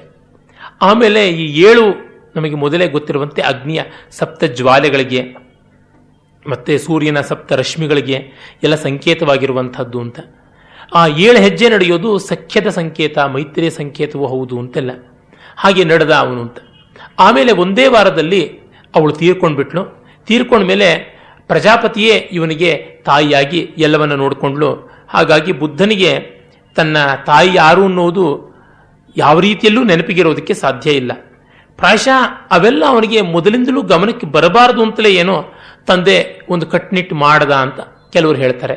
ಇನ್ನು ಕೆಲವರು ಮಾಡಲಿಲ್ಲ, ಅದಕ್ಕೆ ಅದು ವೈರಾಗ್ಯಕ್ಕೆ ಕಾರಣವಾಯಿತು ಅಂತಾರೆ. ಇರಲಿ, ಅವನು ಹಾಗೆ ಹುಟ್ಟಿದ ಮೇಲೆ ಕೆಲವು ದಿವಸಗಳಿಗೆ ಅವನಿಗೆ ಜಾತಕರ್ಮಾದಿಗಳನ್ನು ಮಾಡಿ ನಾಮಕರಣವನ್ನು ಮಾಡ್ತಾರೆ. ನಾಮಕರಣವನ್ನು ಮಾಡಿದಾಗ ಆ ಸಂದರ್ಭಕ್ಕೆ ಆಕಾಶದಿಂದ ಅನೇಕ ದಿವ್ಯ ತೇಜಸ್ಸಿನ ಜ್ಞಾನಿಗಳು ಇಳಿದು ಬರ್ತಾರೆ. ಅಂಥವರಲ್ಲಿ ಒಬ್ಬ ಅಸಿತ. ಇದು ಏನು ಕೋಲಾಹಲ ಜಗತ್ತಿನಲ್ಲಿ ಅಂತ ಆತ ನೋಡಿ ಮಹಾಪುರುಷನೊಬ್ಬನ ಜನ್ಮ ಆಗಿದೆ ಅಂತ ಅಂದುಕೊಂಡು ಅವನು ಬರ್ತಾನೆ. ಬಂದು ನೋಡ್ತಾನೆ. ಅಲ್ಲಿ ಹಲವು ಕಥೆಗಳು ಬರ್ತವೆ. ಅಸಿತನ ಶಿಷ್ಯ ಒಬ್ಬ ಮುಂದೆ ಬುದ್ಧನ ಶಿಷ್ಯನೂ ಆದ ಅಂತೆಲ್ಲ ಕಥೆಗಳು ಬರ್ತವೆ. ಇರಲಿ, ಅವನು ಅನೇಕ ಋಷಿಗಳ ಜೊತೆಯಲ್ಲಿ ಬುದ್ಧ ಶಿಶುವನ್ನು ಅಂದರೆ ಸಿದ್ಧಾರ್ಥ ಶಿಶುವನ್ನು ನೋಡೋದಕ್ಕೆ ಬರ್ತಾನೆ. ಮಹಾರಾಜನಿಗೆ ಅವನ ಆಗಮನ ತುಂಬ ಸಂತೋಷವಾಗುತ್ತೆ. ಬಂದ ಮೇಲೆ ನಿನ್ನ ಮಗನ ನೋಡಬೇಕು ಅಂತ ಹೇಳಿದಾಗ ಅರ್ಘ್ಯ ಪಾದ್ಯ ಎಲ್ಲ ಕೊಟ್ಟು ಮಗನನ್ನು ತೋರಿಸ್ತಾನೆ. ತೋರಿಸಿದ ಮೇಲೆ ಕೆಲವು ಕಥೆಗಳ ಪ್ರಕಾರ ಅಸಿತ ಮೊದಲು ನೋಡ್ತಿದ್ದಂತೆ ಬಹಳ ಸಂತೋಷದಿಂದ ಗಹಗಹಿಸಿ ನಗುತ್ತಾನಂತೆ. ಆಮೇಲೆ ತುಂಬ ಜೋರಾಗಿ ಅಳ್ತಾನೆ. ಇದ್ಯಾತಕ್ಕೆ ಅತ್ತಿದ್ದು ನಕ್ಕಿದ್ದು ಅಂತ ಗೊತ್ತಾಗದೆ ಕಕ್ಕಾವಿಕ್ಕಿಯಾಗಿ ಶುದ್ಧೋಧನ ಕೇಳಿದ್ರೆ, ಈ ಮಹಾನುಭಾವನಿಂದ ಜಗದ್ಬಂಧನಗಳನ್ನು ಬಿಡಿಸಿಕೊಳ್ಳೋದು ಹೇಗೆ ಅಂತ ಜೀವರಾಶಿಗಳಿಗೆ ಗೊತ್ತಾಗುತ್ತೆ, ತನ್ನ ಮೂಲಕ ಲೋಕಹಿತವಾಗುತ್ತದೆ ಅನ್ನುವುದನ್ನು ಕೇಳಿ ನನಗೆ ತುಂಬ ದೊಡ್ಡ ಸಂತೋಷವಾಯಿತು. ಆದರೆ ನನಗೆ ವಯಸ್ಸಾಯಿತು, ಈತನ ಉಪದೇಶವನ್ನು ಕೇಳಿ ಬದುಕೋದಕ್ಕೆ ಬದುಕನ್ನು ಸಾರ್ಥಕ ಮಾಡ್ಕೊಳ್ಳೋವರೆಗೂ ಇರ್ತೀನೋ ಇಲ್ವೋ ಅನ್ನುವ ಆಯುಷ್ಯದ ಬಗ್ಗೆನ ಸಂದೇಹ, ಅದಕ್ಕಾಗಿ ದುಃಖ ಆಗ್ತಾ ಇದೆ ಅಂತ. ಅಂದರೆ ತಾತ್ಪರ್ಯ ಇಷ್ಟೇ, ಲೋಕೋದ್ಧಾರಕ ಬಂದಿದ್ದಾನೆ, ವಯಸ್ಸಲ್ಲ ದೊಡ್ಡದು, ಗುಣ ದೊಡ್ಡದು ಅನ್ನುವುದು. ಇದನ್ನು ಕೇಳಿಯೇನೆ ಇವನಿಗೆ ಅಳುಕಾಗುತ್ತೆ. ಮತ್ತೆ ಹೇಳಿ ಇವನ ಬದುಕು ಹೇಗೆ ಅಂದರೆ, ಈತ ಒಂದೋ ಚಕ್ರವರ್ತಿಯಾಗಿ ಷಟ್ಖಂಡಗಳನ್ನು ಗೆದ್ದು ಆಳ್ತಾನೆ, ಇಲ್ಲ ತನ್ನ ಮನಸ್ಸೂ ಸೇರಿದಂತೆ 6 ಇಂದ್ರಿಯಗಳು, 5 ಜ್ಞಾನೇಂದ್ರಿಯಗಳು ಮತ್ತು ಅಂತರಿಂದ್ರಿಯವಾದ ಮನಸ್ಸು, ಈ 6 ಇಂದ್ರಿಯಗಳನ್ನು ಗೆದ್ದು ಸಮ್ಯಕ್ ಸಂಬುದ್ಧ ಅಂತ ಅನಿಸ್ಕೊಳ್ತಾನೆ ಅಂತ. ಆಗಲಿಂದ ಅವನಿಗೆ ಕಟ್ಟಲೆ ಮಾಡಿಬಿಟ್ಟು ಯಾವ ರೀತಿಯಲ್ಲಿಯೂ ಯಾವುದೇ ಒಂದು ದುಃಖ ಕಾಣಬಾರದು ಅಂತ ಶುದ್ಧೋಧನ ವ್ಯವಸ್ಥೆ ಮಾಡಿದ ಅಂತ ಹೇಳ್ತಾರೆ.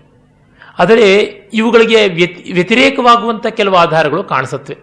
ಅವನು ಮೊದಲಿಂದಲೂ ಸಪ್ಪಗೆ ಇರ್ತಾ ಇದ್ದ, ತನ್ನಲ್ಲಿ ತಾನೇ ಏನೋ ಆಲೋಚನೆ ಮಾಡ್ತಾ ಇದ್ದ, ಕಾರುಣ್ಯ ದಯೆ ಇತ್ಯಾದಿಗಳೆಲ್ಲ ತುಂಬ ಇದ್ದುವು ಅಂತ.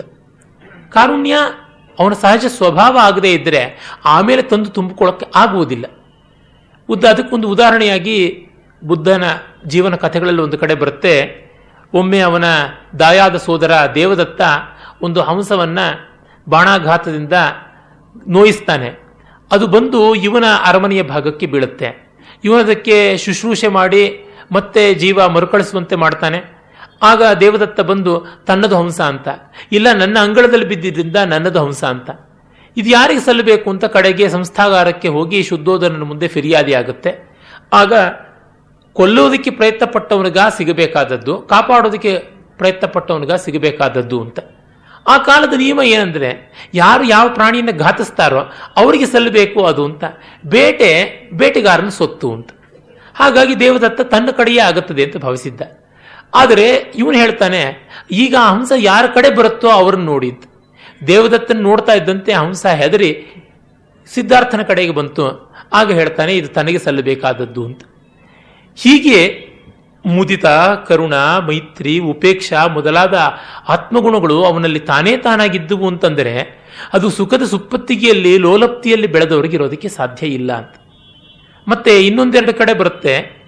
ಬುದ್ಧ ತನ್ನ ತಂದೆಗೆ ಮತ್ತೆ ಸಾಕ್ತಾಯಿಗೆ, ಬಂಧುಗಳಿಗೆ ಎಲ್ಲ ನನಗೆ ವೈರಾಗ್ಯ ಬರ್ತಾ ಇದೆ, ನಾನು ಮನೆ ಬಿಟ್ಟು ಹೋಗ್ತೀನಿ ಅಂತ ಡಿಕ್ಲೇರ್ ಮಾಡಿ ಹೊರಟ ಅಂತ. ಅಂದರೆ ಜನಗಳೆಲ್ಲ ನೋಡ್ತಾ ಇದ್ದಂತೆ ಪ್ರವ್ರಜ್ಯೆ ಅಂದರೆ ವನದ ಕಡೆಗೆ ಹೋಗುವ ಮನಸ್ಸು ಮಾಡಿದ್ದು, ಅವನು ಯಾವುದೋ ಒಂದು ರಾತ್ರಿಯಲ್ಲಿ ಬಹಳ ಡ್ರಮ್ಯಾಟಿಕ್ ಆಗಿ ಹೋದದ್ದಲ್ಲ ಅಂತ. ಇವು ಹೇಗೇ ಇರಲಿ, ಒಂದಂತೂ ಸತ್ಯ, ಆ ನಾಟಕೀಯವಾದ ನಿರ್ಗಮನ ಅತ್ಯಂತ ಕಾವ್ಯಮಯವಾದದ್ದು, ಮನಸ್ಸಿನಲ್ಲಿ ದೃಢಮೂಲವಾಗಿ ನಿಲ್ಲುವಂಥದ್ದು. ನಮಗೆ ಬುದ್ಧನ ಜೀವನದ ಇತಿಹಾಸ ಕಥೆ ಅಷ್ಟು ಸ್ಪಷ್ಟವಾಗಿ ಗೊತ್ತಿಲ್ಲದೆ ಇದ್ದರೂ ಅದೊಂದು ಇತಿಹಾಸ ಕಾವ್ಯ, ಎಪಿಕ್ ಪೊಯೆಟ್ರಿ ಎನ್ನುವ ದೃಷ್ಟಿಯಿಂದ ನೋಡಿದಾಗ ಈ ಘಟನೆ ಹಾಗೆ ಆದರೆ ಚೆನ್ನ ಅಂತ ಅನಿಸುತ್ತೆ. ಅವುಗಳನ್ನು ನಾವು ಮುಂದೆ ನೋಡ್ತಾ ಇದ್ದೀವಲ್ಲ. ಹೀಗೆ ಅವನು ಬಾಲ್ಯದಲ್ಲಿ ವಿದ್ಯಾಭ್ಯಾಸವನ್ನೆಲ್ಲ ಮಾಡಿ ಬೆಳೆದ ಅಂತ. ಲಲಿತ ವಿಸ್ತಾರದಲ್ಲಂತೂ ಅವನು ಎಷ್ಟು ಲಿಪಿಗಳನ್ನು ಕಲಿತ, ಯಾವ ಥರ ಎಲ್ಲ ಮಾಡ್ದ. ಅವನು ಯಾವ ಸ್ಲೇಟ್ ಹಲಗೆ ಮೇಲಿಟ್ಟು ಬರಿತಾ ಇದ್ದ. ಗೋಶೀರ್ಷ ಚಂದನ ಅಂತ ಒಂದು ಚಂದನ ವೃಕ್ಷ, ಆ ವೃಕ್ಷದ ಒಂದು ಕೊಂಬೆಯಿಂದ, ಒಂದು ಕಾಂಡದಿಂದ ಕತ್ತರಿಸಿ ತೆಗೆದಂಥ ಹಲಗೆಯ ಮೇಲೆ ಅವನು ಬರಿತಾ ಇದ್ದ ಅಕ್ಷರಗಳನ್ನು ಅಂತನ್ನುವಂಥದ್ದೆಲ್ಲ ಬರುತ್ತೆ. ಮೊದಲು ಅವನಿಗೆ ವಿಶ್ವಾಮಿತ್ರ ಅಂತ ಒಬ್ಬ ಗುರು ಇದ್ದ ಅಂತ. ಇದಕ್ಕೂ ರಾಮಕಥೆಗೂ ಎಷ್ಟು ಸಂಬಂಧ ಬರುತ್ತೆ ನೋಡಿ. ಆಮೇಲಿಂದ ರಾಮ, ಧ್ವಜ, ಲಕ್ಷ್ಮಣ, ಮಂತ್ರಿ ಮತ್ತು ಯಜ್ಞ, ಸುಯಮ, ಸುಭೋಗ, ಸುದತ್ತ ಅನ್ನುವ ಬೇರೆ 8 ಜನ ಗುರುಗಳ ಹತ್ರವೂ ಅವನು ಅಭ್ಯಾಸ ಮಾಡ್ದ. ವೇದಾಂಗಗಳಲ್ಲಿ, ವೈಶೇಷಿಕ ನ್ಯಾಯದಲ್ಲಿ, ವ್ಯಾಕರಣದಲ್ಲಿ ಚೆನ್ನಾಗಿ ಪಾಂಡಿತ್ಯ ಪಡೆದ ಸರ್ವಮಿತ್ರ ಅನ್ನುವಂಥ ಒಬ್ಬ ಬ್ರಾಹ್ಮಣನ ಹತ್ರ ವ್ಯಾಸಂಗವನ್ನು ಮಾಡ್ದ ಅಂತೆಲ್ಲ ಡೀಟೇಲ್ಸನ್ನ ಲಲಿತ ವಿಸ್ತಾರದಲ್ಲಿ ನಾವು ಕಾಣ್ತೀವಿ. ಲಲಿತ ವಿಸ್ತಾರ ಬೋಧಿಯವರೆಗೂ ಆಗಿರುವ ಘಟನೆಗಳನ್ನು ಹೇಳುತ್ತವೆ. ಆದರೆ ಅಷ್ಟರೊಳಗೆ ಬಹಳಷ್ಟು ಡೀಟೇಲ್ಸ್ ಬರುತ್ತೆ, ಅಷ್ಟು ವಿಸ್ತಾರವಾಗಿರುವಂಥದ್ದಾಗಿದೆ. ಮತ್ತು ಧನುರ್ವಿದ್ಯಾಭ್ಯಾಸವನ್ನು ಕೂಡ ಅವನು ಮಾಡ್ತಾನೆ.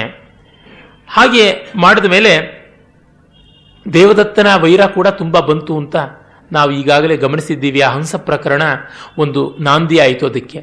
ಜೊತೆಗೆ ಇವನ ಕಸಿನ್ ಬ್ರದರ್ಸು ಸಾಕಷ್ಟು ಜನ ಇದ್ದರು. ಅನುರುದ್ಧ, ಅವನು ಇವನ ದಾಯಾದ ಸೋದರ.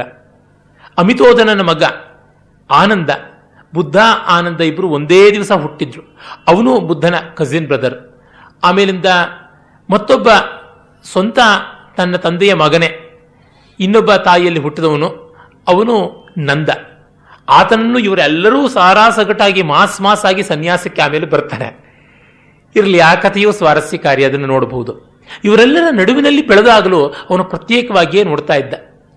ಭಗವದ್ಗೀತೆಯಲ್ಲಿ ಬರುತ್ತಲ್ಲ ಒಂದು ಸೊಗಸಾಗಿರ್ತಕ್ಕಂಥ ಒಂದು ಫ್ರೇಜು, ಈ 13ನೇ ಅಧ್ಯಾಯದಲ್ಲಿ ಯಾವ್ಯಾವುದೆಲ್ಲ ಒಂದು ಗುಣಗಳು ಇರಬೇಕು ಅಂತ ಹೇಳ್ತಾ ಅದರೊಳಗೆ ವಿವಿಕ್ತ ಜನಸೇವಿತ್ವಂ ಅರತಿರ್ಜನ ಸಂಸದಿ ಅನ್ನುವ ಮಾತು ಬರುತ್ತೆ. ಒಂಟಿತನವನ್ನು ನಾವೇ ಕ್ರಿಯೇಟ್ ಮಾಡ್ಕೊಳ್ಬೇಕು ಅಂತ. ಇಂಗ್ಲಿಷ್ನ ಲೋನ್ಲಿ ಮತ್ತು ಅಲೋನ್, ಅದರ ವ್ಯತ್ಯಾಸ ಇದೆಯಲ್ಲ. ಲೋನ್ಲಿ ಅಂತಂದ್ರೆ ಯಾರೂ ಇಲ್ಲದ ಕಾರಣ ಒಂಟಿಯಾದವನು, ಅಲೋನ್ ಅಂದರೆ ತನ್ನಿಚ್ಛೆಯಿಂದ ಒಂಟಿಯಾದವನು ಅಂತ.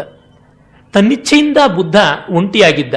ಹಾಗಾಗಿ ಅವನು ಮಹಾಸಮೂಹದಲ್ಲಿ ಅನೇಕಾಂತದಲ್ಲಿ ಏಕಾಂತಿಯಾಗಿದ್ದ ಅಂತ ಗೊತ್ತಾಗುತ್ತೆ. ಮತ್ತೆ ಇನ್ನೊಂದು ಘಟನೆಯನ್ನು ಹೇಳ್ತಾರೆ. ಪ್ರತಿ ವರ್ಷವೂ ಸೀತಾಯಜ್ಞ ಅಂತ ನಡೆಯುತ್ತೆ ಅಂತ. ಈ ವೈದಿಕವಾದ ಆಚರಣೆಗಳೆಲ್ಲ ಇದ್ದದ್ದು. ಸೀತಾಯಜ್ಞ ಅಂತಂದರೆ ನೇಗಿಲನ್ನ ಹೊಸದಾಗಿ ಕಟ್ಟಿ ಉಳುವಂಥದ್ದು. ಆ ಸೀತಾಯಜ್ಞ ನಡೆಯುವಂಥ ದಿವಸ ಬರುತ್ತೆ. ಇಡೀ ಊರಿಗೂರೇ ಅಲಂಕಾರದಿಂದ, ತೋರಣ, ಸಾರಣೆ ಇವುಗಳಿಂದ ಎಲ್ಲ ಬಹಳ ಚೆನ್ನಾಗಿ ವೈಭವದಿಂದ ಇರುತ್ತೆ. ಆ ಒಂದು ಸಂದರ್ಭದಲ್ಲಿ ನೂರಾರು ಜನ ಯುವಕರು ನೇಗಿಲನ್ನೆಲ್ಲ ಹಿಡಿದು ಎಳಿತಾ ಹೋಗ್ತಾರೆ. ಹಾಗೆ ಬಂದಾಗ ಆ ಒಂದು ನೇಗಿಲಿನಿಂದ ಭೂಮಿ ಭಿನ್ನವಾಗಿ ಭೂಮಿ ಒಳಗಿದ್ದಂತಹ ಈ ಮಣ್ಣು ಹುಳಗಳಿರ್ಬೋದು, ಬೇರೆ ಕ್ರಿಮಿ ಕೀಟಗಳಿವೆಯಲ್ಲ, ಅವೆಲ್ಲ ಹೊರಗೆ ಬಂದಾಗ ಅಲ್ಲೇ ಗಾಳಿಯಲ್ಲಿ ಓಡಾಡ್ತಾ ಇದ್ದಂಥ ಪಕ್ಷಿಗಳು, ಪಾರಿವಾಳ ಇರ್ಬೋದು, ಗಿಡಗ, ಡೇಗೆ, ಇವುಗಳೆಲ್ಲ ಬಂದು ಈ ಹುಳುಗಳನ್ನು ಕಚ್ಚಿಕೊಂಡು ಹೋಗೋದನ್ನು ನೋಡಿ ಅವನಿಗೆ ಬಹಳ ಬೇಸರವಾಯಿತು ಅಂತ. ಅಂದರೆ ಒಂದು ಹೊಲದಲ್ಲಿ, ಗದ್ದೆಯಲ್ಲಿ ಉಳುಮೆ ಮಾಡುವಾಗ ಆ ನೇಗಿಲಿನ ಗುಳಕ್ಕೆ ಸಿಕ್ಕು ಮಣ್ಣು ಆಚೆಗೆ ಬಂದಾಗ ಅಲ್ಲಿಂದ ಹೊಮ್ಮಿದ ಕ್ರಿಮಿಕೀಟಗಳ ಬದುಕು ಎಷ್ಟು ಅನಿಶ್ಚಿತ, ಎಷ್ಟು ಅನಿತ್ಯ. ಅದು ಮತ್ತೆ ಹೋಗ್ತಾ ಇದೆ. ಈ ಪ್ರಪಂಚದ ಅನಿತ್ಯತ್ವ ಎಷ್ಟು ದೊಡ್ಡದು ಅಂತ ಬುದ್ಧನ ಉಪದೇಶಗಳಲ್ಲಿ ಮತ್ತೆ ಮತ್ತೆ ಕಾಣುವುದು ಈ ಅನಿತ್ಯತಾ ಭಾವ. ಈ ಅನಿತ್ಯತಾ ಭಾವದಿಂದ ತಾನೇ ತಾನಾಗಿ ವೈರಾಗ್ಯ ಬರುತ್ತೆ ಅಂತ. ಯೋಗ ಸೂತ್ರಗಳಲ್ಲಿಯೂ ಆ ಥರದ್ದೊಂದು ಬರುತ್ತೆ.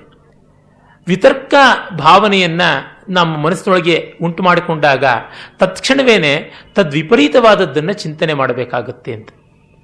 ಅಂದರೆ ಮನಸ್ಸಿನಲ್ಲಿ ಯಾವುದೋ ಒಂದು ಸಣ್ಣ ಆಲೋಚನೆ ಬಂತು ಅಂದರೆ ತತ್ಕ್ಷಣವೇ ಅದಕ್ಕೆ ವಿರುದ್ಧವಾದಂಥ ಮಹನೀಯವಾದ ಆಲೋಚನೆ ಮಾಡಿದಾಗ ಇದು ತನ್ನಂತೆ ತಾನೇ ಕಡಿಮೆ ಆಗ್ತಾ ಬರುತ್ತೆ ಅಂತ.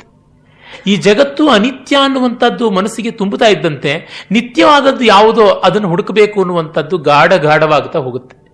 ಭರ್ತೃರ್ಯ ಒಂದು ಸುಭಾಷಿತ ವೈರಾಗ್ಯ ಶತಕದ್ದು, ರಮ್ಯಾಶ್ಚಂದ್ರಮರೀಚಯ ತೃಣವತಿ ರಮ್ಯಾ ವನಾಂತಸ್ಥಲಿ ರಮ್ಯ ಸಾಧು ಸಮಾಗಮ ಶಮಸುಖಂ ಕಾವ್ಯೇಶು ರಮ್ಯಾ ಕಥಾ ಕೂಪೋಪಾಹಿತ ಬಾಷ್ಪಬಿಂದು ತರಲಂ ರಮ್ಯಂ ಪ್ರಿಯಾಯಾ ಮುಖಂ ಸರ್ವಂ ರಮ್ಯಂ ಅನಿತ್ಯತಾಮುಪಗತೆ ಚಿತ್ತೆ ನ ಕಿಂಚಿತ್ ಪುನಃ ಅನ್ನುವುದು ತುಂಬ ಸ್ಮರಣೀಯವಾದ ಸೂಕ್ತಿ. ಚಂದ್ರನ ತಂಪು ಅಂದರೆ ಚಂದ್ರಿಕೆ, ಬೆಳ್ದಿಂಗಳು ಬಹಳ ರಮ್ಯ. ಹಾಗೆ ಸೊಗಸಾದ ಹುಲ್ಲುಗಾವಲು ಮತ್ತೂ ರಮ್ಯ. ಮತ್ತೆ ಸಜ್ಜನರ ಸಮಾಗಮ ರಮ್ಯ, ಕಥೆ ಹಾಡುಗಳು ಮತ್ತೂ ರಮ್ಯ. ಅದೇ ತರಹ ನೆಮ್ಮದಿಯಾಗಿ ಒಂದು ಕಡೆ ಕೂತ್ಕೊಂಡು ಏಕಾಂತವನ್ನು ಅನುಭವಿಸುವುದು ರಮ್ಯ. ಪ್ರಣಯ ಕಲಹದಲ್ಲಿ ಮುನಿದ ನಲ್ಲಯ ಕಣ್ಣೀರು ಕಣ್ಣೊಳಗೆ ಓಲಾಡುವುದನ್ನು ನೋಡುವುದು ಮತ್ತೂ ರಮ್ಯ. ಆದರೆ ಇವೆಲ್ಲ ಅನಿತ್ಯ ಅಂತ ಗೊತ್ತಾದ ಮನಸ್ಸಿಗೆ ಯಾವುದೂ ರಮ್ಯವಾಗಿ ತೋರ್ತಾ ಇಲ್ಲ ಅಂತ. ನಾಳೆ ಅನ್ನೋದು ಇಲ್ಲ ಅಂತಂದಾಗ ಈ ಹೊತ್ತನ್ನು ನಾವು ಸರ್ವಸ್ವ ಅಂತ ಅನುಭವಿಸೋದಕ್ಕೆ ಸಾಧ್ಯ ಇಲ್ಲ ಅಂತ. ಹಾಗೆ ಅನುಭವಿಸೋದಕ್ಕೆ ಸಾಧ್ಯವಾದರೆ ಅವನು ಯೋಗಿ ಆಗಿರ್ತಾನೆ. ಅನುಭವಿಸೋದಕ್ಕೆ ಸಾಧ್ಯವಾಗದೇ ಇದ್ದರೆ ಅವನು ಯೋಗದ ಕಡೆಗೆ ಹೋಗ್ತಾ ಇರ್ತಾನೆ. ಹಾಗಲ್ಲದೆ ಅದರ ಪರಿವೇ ಇಲ್ಲದೆ ಅನುಭವಿಸ್ತಾನಲ್ಲ, ಅವನು ಮಾತ್ರ ಕಾಲನ ದಂಷ್ಟ್ರ ಘಾತಕ್ಕೆ ಸಿಕ್ಕು ನಾಶವಾಗ್ತಾನೆ. ಅದು ಬುದ್ಧನಿಗೆ ಉಂಟಾದದ್ದು ಆ ಅನಿತ್ಯದ ಬಗ್ಗೆ. ಅಲ್ಲಿ ಮೈನಾ ಹಕ್ಕಿ ಅವೆಲ್ಲ ತುಂಬ ಚೆನ್ನಾಗಿ ಮಧುರ ಗಾನ ಮಾಡ್ತಾ ಇದ್ರೆ ಹುಳುಗಳನ್ನು ತಿಂದು ಇವನಿಗದು ಕರ್ಣ ಕಠೋರ ಅಂತ ಅನಿಸ್ತು ಅಂತ. ಹಾಗೆ ಮತ್ತೊಂದು ಸರ್ತಿ ಅವನು ಹೋಗ್ತಾ ಇದ್ದಾಗ ಕಾಲುವೆಯ ದಡದಲ್ಲಿ ಒಂದು ಕಪ್ಪೆಯನ್ನ ಒಂದು ಹಾವು ಹಿಡಿದು ನುಂಗ್ತಾ ಇರ್ತಂತೆ. ಆ ಕಪ್ಪೆ ಆರ್ತವಾಗಿ ಚೀರಾಡ್ತಾ ಇರೋದನ್ನು ನೋಡಿದಾಗ ಅವನಿಗೆ ತುಂಬಾ ಬೇಸರವಾಯ್ತಂತೆ. ಆ ಹೊಲದಲ್ಲಿಯೇ ಅದೆಲ್ಲ ನಡೀತಾ ಇದ್ದಿದ್ದು. ಇದನ್ನು ನೋಡೋದಕ್ಕೆ ಬೇಸರವಾಗಿ ಮತ್ತೊಂದು ಕಡೆಗೆ ಬಂದರೆ ಕಾಲುವೆ ಹತ್ತಿರ ಅಲ್ಲಿ ಕಪ್ಪೆ ಹಾವಿಂದ ನುಂಗಲ್ಪಟ್ಟು ಒದ್ದಾಟಕ್ಕೆ ತುತ್ತಾಗ್ತಾ ಇತ್ತು. ಒಂದು ಸಮಯೋಚಿತ ಪದ್ಯಮಾಲಿಕೆಯ ಒಂದು ಸೂಕ್ತಿ ನೆನಪಾಗುತ್ತೆ. ಒಂದು ಹಾವು ಕಪ್ಪೆಯನ್ನು ಹಿಡಿದು ನುಂಗ್ತಾ ಇತ್ತಂತೆ ಹಿಂದಿಂದ. ಕಪ್ಪೆ ವಿಕಾರವಾಗಿ ಕಿರ್ಚಿ ಬಾಯಿ ಬಿಟ್ಟು ವಟವಟ ಗುಟ್ತಾ ಇತ್ತಂತೆ. ಹಾಗೆ ನಾಲಿಗೆ ಚಾಚಿದಾಗ ಅಲ್ಲಿ ಒಂದು ಸೊಳ್ಳೆ ಕಾಣಿಸಿದಾಗ ಅದನ್ನು ತಿನ್ನಬೇಕು ಅಂತ ಅದು ಬಾಯಿ ಚಾಚಿಕೊಳ್ತಂತೆ. ಇದು ಮಾನವರಿಗೆ ಭೋಗದ ಬಗ್ಗೆ ಇರುವಂತಹ ಆಸ್ಥೆ ಅಂತ. ಇದನ್ನು ನೋಡ್ತಾ ಅವನು ವಿಷಣ್ಣನಾಗಿ ಒಂದು ನೇರಳೆ ಮರದ ಕೆಳಗೆ ಕೂತುಬಿಟ್ಟ.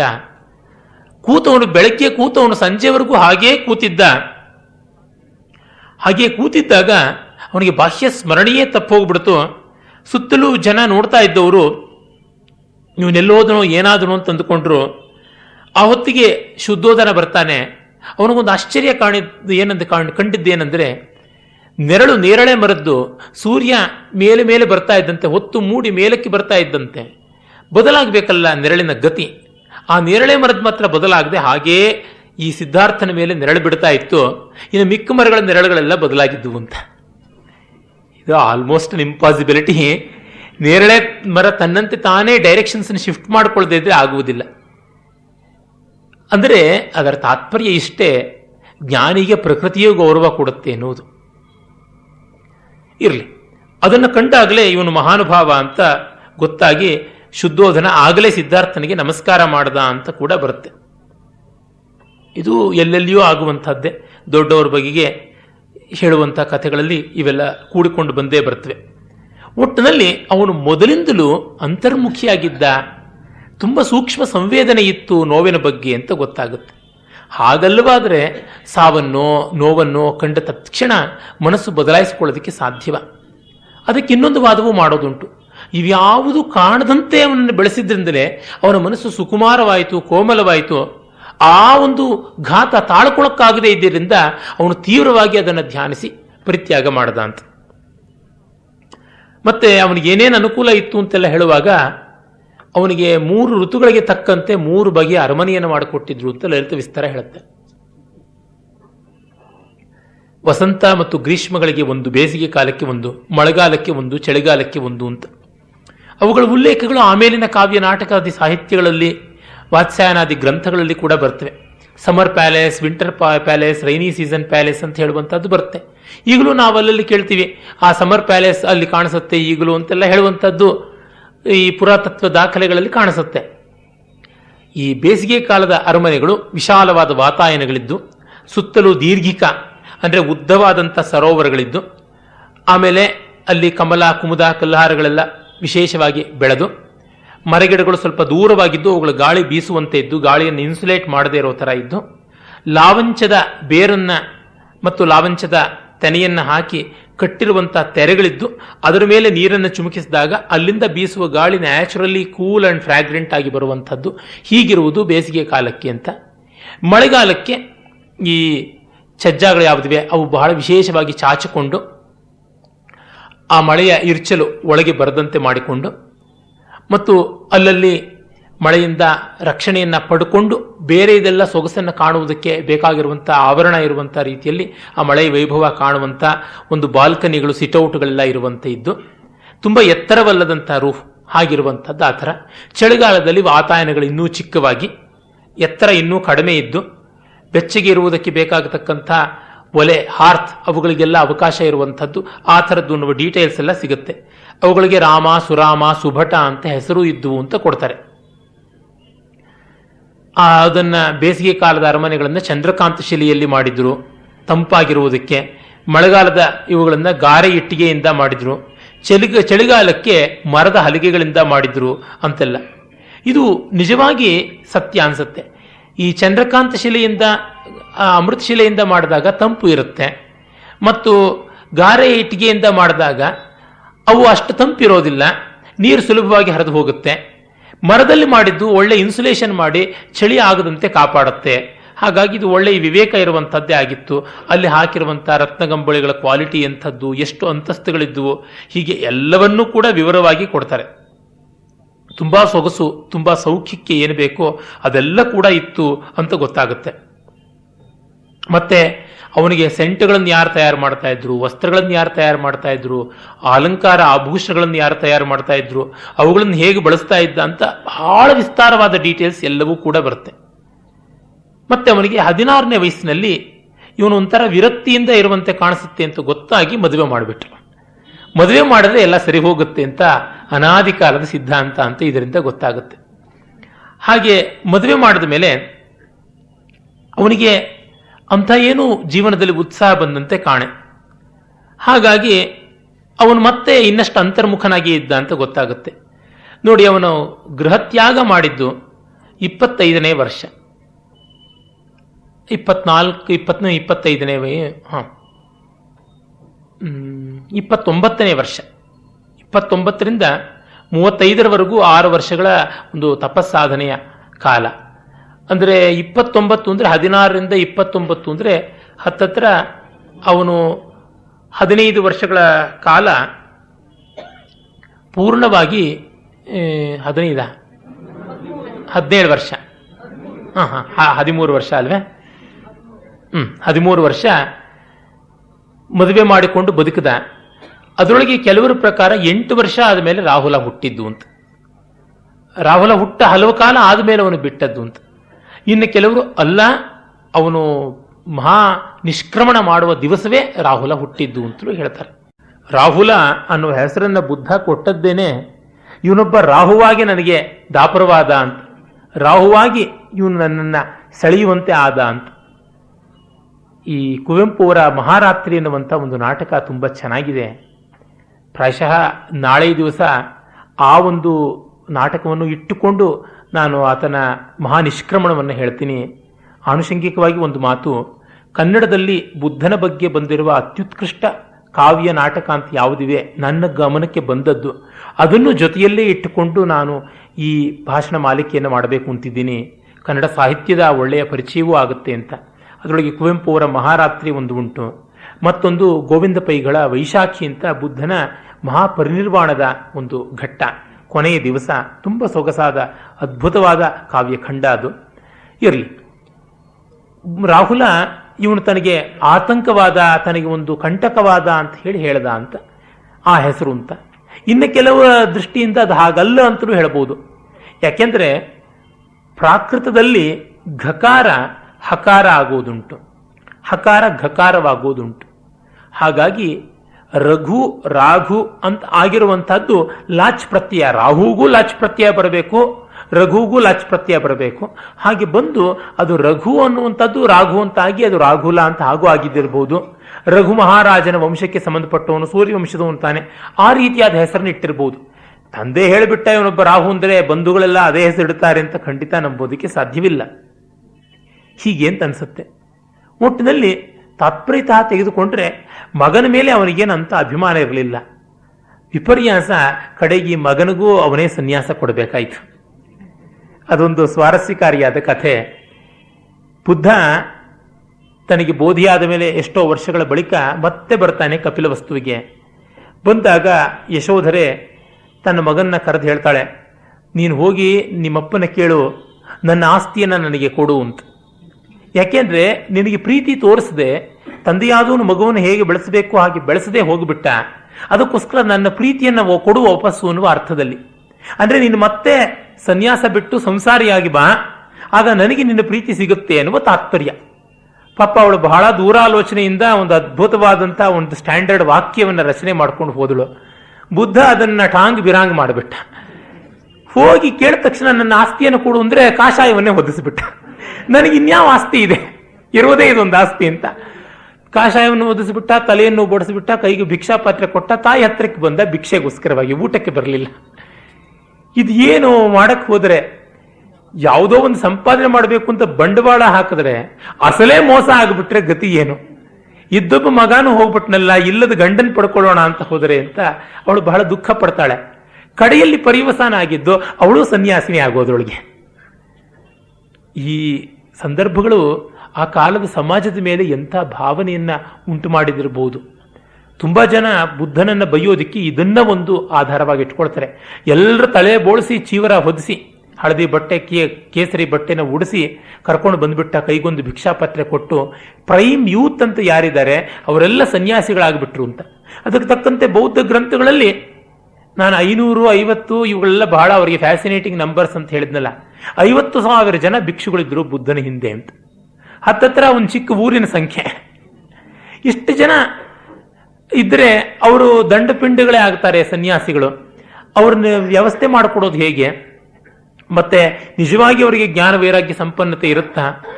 ಒಂದು ಜನರೇಷನ್ನೇ ಹೀಗೆ ಸನ್ಯಾಸದ ಜನರೇಷನ್ ಆಗಿಬಿಟ್ರೆ ಮುಂದೆ ನಮಗೆ ಕಾಣುವಂಥದ್ದು ಏನು ಅಂತೆಲ್ಲ ಆಕ್ಷೇಪ ಮಾಡ್ತಾರೆ. ಇದು ಅನ್ಫೌಂಡ್ ಅಂತ ನನಗನ್ಸುತ್ತೆ. ಯಾಕೆಂದ್ರೆ ಬುದ್ಧನ ಹಿಂದೆ ಎಷ್ಟು ಜನ ಹೋದರೋ ಜೈನರ ಗ್ರಂಥಗಳ ಆಧಾರದ ಪ್ರಕಾರ ಮಹಾವೀರನ ಹಿಂದೆಯೂ ಅಷ್ಟೇ ಜನ ಹೋದ್ರು ಅಂತ. ಯಾಕೆ ಅಲ್ಲಿ ಮಾತ್ರ ಆಕ್ಷೇಪ ಮಾಡೋದಿಲ್ಲ? ಅಷ್ಟೇ ಯಾಕೆ, ಕುರುಕ್ಷೇತ್ರ ಯುದ್ಧವಾಯಿತು, ಲಕ್ಷಾಂತರ ಜನ ಸತ್ರು. ಹಾಗಾಗಿ ಕೃಷ್ಣ ಅವತಾರ ಪುರುಷ ಆಗಿದ್ದರಿಂದ ಅವನು ನಿಲ್ಲಿಸಲೇಬೇಕಾಗಿತ್ತು ಯುದ್ಧವನ್ನ. ಅವನು ನಿಲ್ಲಿಸದೇ ಇದ್ದಿದ್ದರಿಂದ ಎಷ್ಟು ಜನ ಸತ್ರಲ್ಲ, ಅಲ್ಲಿ ಸತ್ತಿದ್ದು ಪ್ರೈಮ್ ಯೂತ್. ಇದು ಸಾಯಲಿಲ್ಲ, ಅಟ್ಲೀಸ್ಟ್ ತಲೆ ಬೋಳಿಸ್ಕೊಂಡಾರು ಬದುಕಿದ್ದಾರೆ, ಇಲ್ಲಿ ತಲೆಯೇ ಎಗರೋಗ್ಬಿಡುತ್ತಲ್ಲ ಅಂತ ಹಾಗೂ ವಾದ ಮಾಡಬಹುದು. ಹಾಗಾಗಿ ಇದು ಸಲ್ಲುವಂಥದ್ದು ಅಲ್ಲ ಈ ರೀತಿಯಾದ ಆಕ್ಷೇಪಗಳು. ಮತ್ತು ಯಾವ ಕಾಲದಲ್ಲಿಯೂ ಒಬ್ಬ ಮಹಾನುಭಾವನ ಆಕರ್ಷಣೆಗೆ ತುತ್ತಾಗಿ ಸೆಳೆಯಲ್ಪಟ್ಟು ಹೋದವರು ನಿಜವಾಗಿ ವೈರಾಗ್ಯವಿದ್ದರೆ ಉಳಿಯುತ್ತಾರೆ, ಇಲ್ಲವಾದರೆ ವಾಪಸ್ ಬರ್ತಾರೆ. ಅವರು ಸಂಸಾರಿಗಳಿಗಿಂತ ಜಾಸ್ತಿ ಸಂಸಾರಿಗಳಾಗ್ತಾರೆ.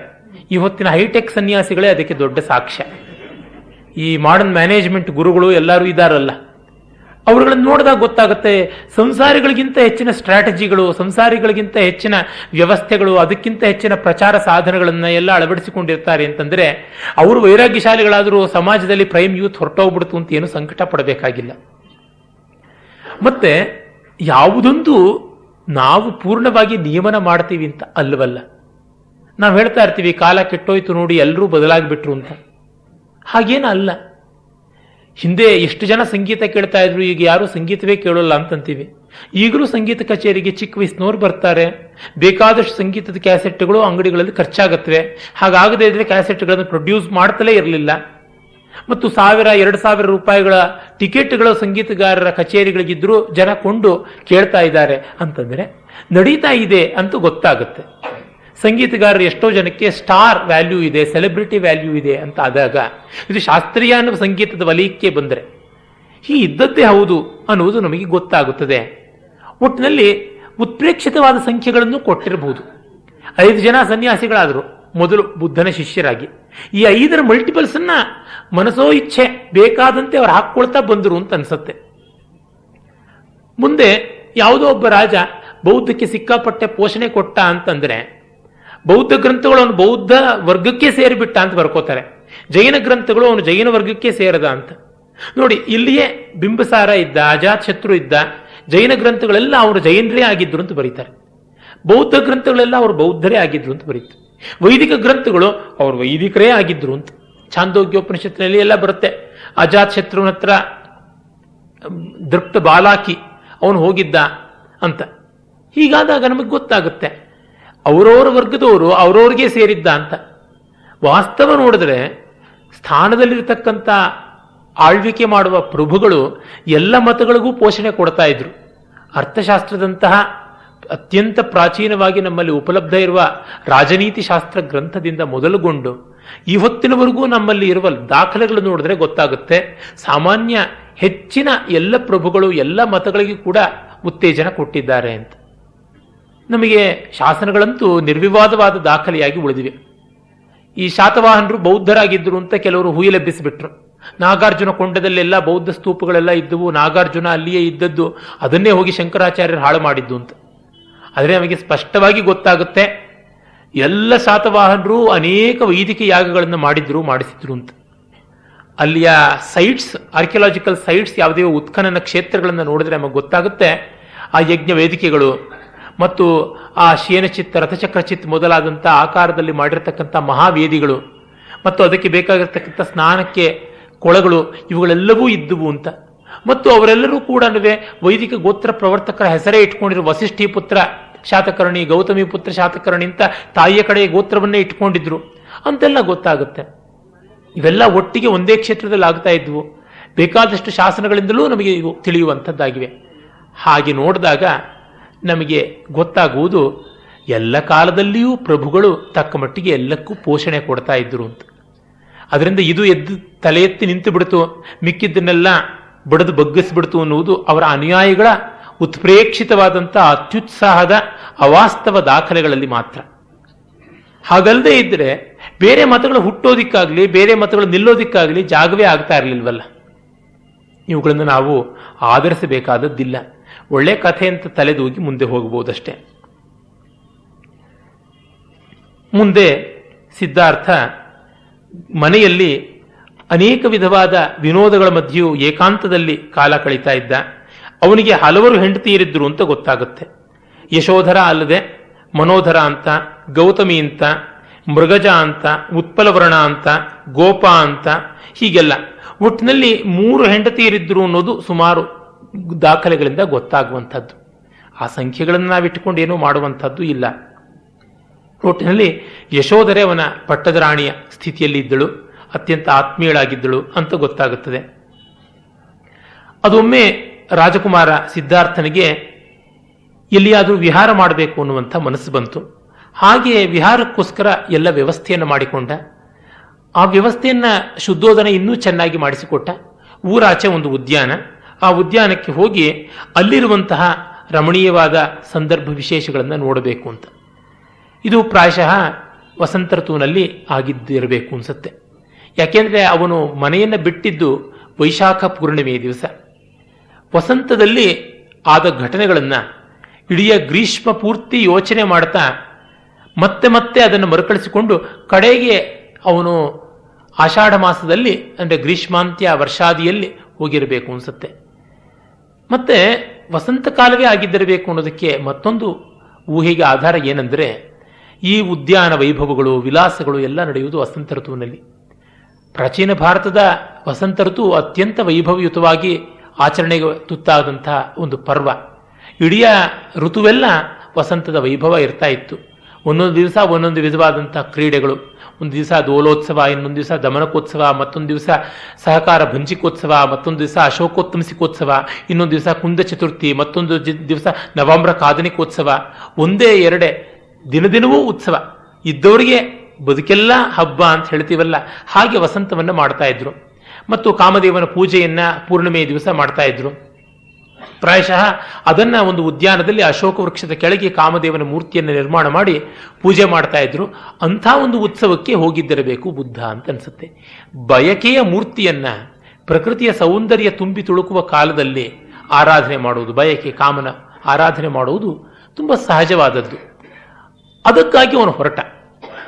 ಅಲ್ಲಿ ಒಂದು ಕರ್ಫ್ಯೂ ಆರ್ಡರ್ ಹಾಕದಂತೆ, 144 ಸೆಕ್ಷನ್ ಹಾಕದಂತೆ ಶುದ್ಧೋಧನ ಯಾವ ರೋಗಿಷ್ಠ, ಯಾವ ವೃದ್ಧ, ಮತ್ತು ಇನ್ಯಾವುದೇ ಕಷ್ಟಕ್ಕೆ ತುತ್ತಾದವನು ಮತ್ತು ಯಾವ ಶವ ಇತ್ಯಾದಿಗಳು ಕಾಣಬಾರದು ಅಂತ ಮಾಡಿದ್ದ ಅಂತ ಒಂದು ಕಟ್ಟಲೆ ಅಂತ ಕಥೆಯಿಂದ ಗೊತ್ತಾಗುತ್ತದೆ. ಕೆಲವು ಕಡೆ ಇದು ಎಲ್ಲವನ್ನ ಅವನು ನೋಡಿದ್ದು ಒಂದೇ ದಿವಸ ಅಂತ, ಇನ್ನು ಕೆಲವು ದಾಖಲೆಗಳಲ್ಲಿ ಎಲ್ಲವನ್ನೂ ಬೇರೆ ಬೇರೆ ದಿವಸ ನೋಡಿದ್ದ ಅಂತ. ಬೇರೆ ಬೇರೆ ದಿವಸ ನೋಡಿದ್ದ ಅಂತ ಹೇಳುವುದು ಹೆಚ್ಚು ಸಂಭಾವ್ಯವಾಗಿ ತೋರುತ್ತೆ. ಒಟ್ಟಿನಲ್ಲಿ ಅಷ್ಟು ವ್ಯವಸ್ಥೆಯನ್ನು ಮಾಡಿದ್ದ ಶುದ್ಧೋಧನ. ಆ ವ್ಯವಸ್ಥೆಯನ್ನು ಮಾಡಿದ್ರೂ ದೇವತೆಗಳ ಇಚ್ಛೆ ಬೇರೆ ಇತ್ತು. ಆದ್ದರಿಂದ ದೇವತೆಗಳೇ ಇವನಿಗೆ ಬೇರೆ ಬೇರೆ ದೃಶ್ಯಗಳು ಕಾಣಿಸುವಂತೆ ಮಾಡಿದ್ರು. ಅವರೇ ವೃದ್ಧನ ರೂಪದಲ್ಲಿ, ರೋಗಿಯ ರೂಪದಲ್ಲಿ, ಶವದ ರೂಪದಲ್ಲಿ ಎಲ್ಲ ಬಂದರು ಅಂತ. ನಿವರ್ತಯಾಮಾಸ ಚ ರಾಜಮಾರ್ಗೆ ಸಂಪಾತ ಮಾರ್ತಸ್ಯ ಪೃಥಗ್ಜನಸ್ಯ ಮಾಭೂತ್ಕುಮಾರ ಸುಕುಮಾರ ಚಿತ್ತ ಸಂವಿಘ್ನಚೇತ ಇತಿ ಮನ್ಯಮಾನಃ ಅಂತ ಅಶ್ವಘೋಷ ಹೇಳ್ತಾನೆ. ಆದರೆ ತುಷಿತ ಅನ್ನುವ ಸ್ವರ್ಗದಲ್ಲಿದ್ದ ದೇವತೆಗಳ ದೃಷ್ಟಿಯೇ ಬೇರೆ ಇತ್ತು ಅಂತ. ಇತ್ತ ರಾಜಕುಮಾರ ಬೀದಿಯಲ್ಲಿ ಹೊರಟು ಪ್ರಯಾಣಕ್ಕೆ ಬರ್ತಾ ಇದ್ದಾನೆ ಅಂದರೆ ಅವನು ಒಂದು ರೀತಿಯಾಗಿ ಅಸೂರ್ಯಂ ಪಶ್ಯನೇ ಆಗಿದ್ದ, ಜನರ ಕಣ್ಣಿಗೇ ಬೀಳದೇ ಇದ್ದ. ಹಿಂದಿನ ಕಾಲದ ರಾಣಿಯರನ್ನು ಹಾಗೆ ಕರೀತಾ ಇದ್ರು, ಸೂರ್ಯನ ಬೆಳಕಿಗೆ ಮೈ ಒಡ್ಡದೇ ಇದ್ದಂಥವರು ಅಂತ. ಅಂಥ ರೀತಿಯಲ್ಲಿ ಇವನು ಇದ್ದ. ಇವನನ್ನು ಹೊರಕ್ಕೆ ತಂದ ತಕ್ಷಣ ಊರಿನ ಜನವೆಲ್ಲ ನೋಡಬೇಕು ಅಂತ ಬಯಸಿದ್ರು. ವಾತಾಯನೆಭ್ಯಸ್ತು ವಿನಿಸೃತಾನಿ ಪರಸ್ಪರ ಆಯಾಸಿತ ಕುಂಡಲಾನಿ ಸ್ತ್ರೀಣಾಂ ವಿರೇಜುರ್ ಮುಖ ಪಂಕಜಾನಿ ಸಕ್ತಾನಿ ಹರ್ಮೇಶ್ವ ಪಂಕಜಾನಿ ಅಂತ ಇವನು ವರ್ಣನೆ ಮಾಡ್ತಾನೆ. ಎಲ್ಲರೂ ಕಿಟಕಿಗಳಿಂದ ತಲೆಯನ್ನು ಹೊರಗಿಟ್ಟು ಪರಸ್ಪರ ಮುಖಗಳ ಹತ್ತತ್ರ ಇರುವಂತೆ ನೋಡಿದ್ರು ರಾಜಕುಮಾರ ಬರ್ತಾ ಇದ್ದಾನ ಅಂತ ಹೆಂಗಸರು. ಅವರ ಮುಖಗಳೆಲ್ಲ ಆ ಕಿಟಕಿಯಲ್ಲಿ ಜೋಡಿಸಿಟ್ಟಂತಹ, ಅಂದರೆ ಒಬ್ಬರ ಕಿವಿ ಓಲೆ ಮತ್ತೊಬ್ಬರ ಕೆನ್ನೆಗೆ ತಾಗುವಂತೆ ಅಷ್ಟು ಒತ್ತಾಗಿ ಇದ್ದು ನೋಡ್ತಿದ್ರು. ವಾತಾಯನಗಳಿಗೆ ಕಮಲ ಪುಷ್ಪಗಳನ್ನು ಸಿಕ್ಕಿಸಿ ಅಲಂಕಾರ ಮಾಡಿದ್ದರ ಅನ್ನುವಂತೆ ಕಾಣುತ್ತಿತ್ತು ಅಂತ. ಇದೇ ಭಾವವನ್ನ ಮುಂದೆ ಕಾಳಿದಾಸ ತನ್ನ 2 ಕಾವ್ಯಗಳಲ್ಲಿ, ರಘುವಂಶ ಕುಮಾರ ಸಂಭವ ಎರಡರಲ್ಲಿ ಕೂಡ, ರಘುವಂಶದಲ್ಲಿ ಅಜ ಮತ್ತು ಇಂದುಮತಿ ಕಲ್ಯಾಣದ ಮೆರವಣಿಗೆಯಲ್ಲಿ, ಕುಮಾರ ಸಂಭವದಲ್ಲಿ ಶಿವಪಾರ್ವತಿಯರ ಪ್ರಣಯದ ಪ್ರಸ್ಥಾನದಲ್ಲಿ ಈ ಥರದ್ದೇ ಚಿತ್ರಣ ಕೊಡ್ತಾನೆ. ಅವರು ಬಾಯಿಯ ಪರಿಮಳ ಏನಿತ್ತು, ಆಸವ ಕುಡಿದಿದ್ದು ಮತ್ತು ತಾಂಬೂಲ ಇವುಗಳ ಪರಿಮಳ ಇತ್ತು, ಮತ್ತು ಕಣ್ಣುಗಳು ಅನ್ನುವಂಥ ಭ್ರಮರಗಳು ಓಡಾಡುವಂತೆ ಕಾಣಿಸ್ತಾ ಇತ್ತು. ಹೀಗಿರುವಂಥ ಮುಖಪದ್ಮಗಳಿಂದ ಅವರು ಗ್ರಥಿತರಾದಂತೆ ಗುಂಫಿತರಾದಂತೆ ತೋರ್ತಾ ಇದ್ರು ಅಂತ ಕಾಳಿದಾಸ ಅಶ್ವಘೋಷನ ಇಮೇಜರಿಯನ್ನು ಮತ್ತಷ್ಟು ವಿಸ್ತಾರ ಮಾಡಿದ್ದಾನೆ.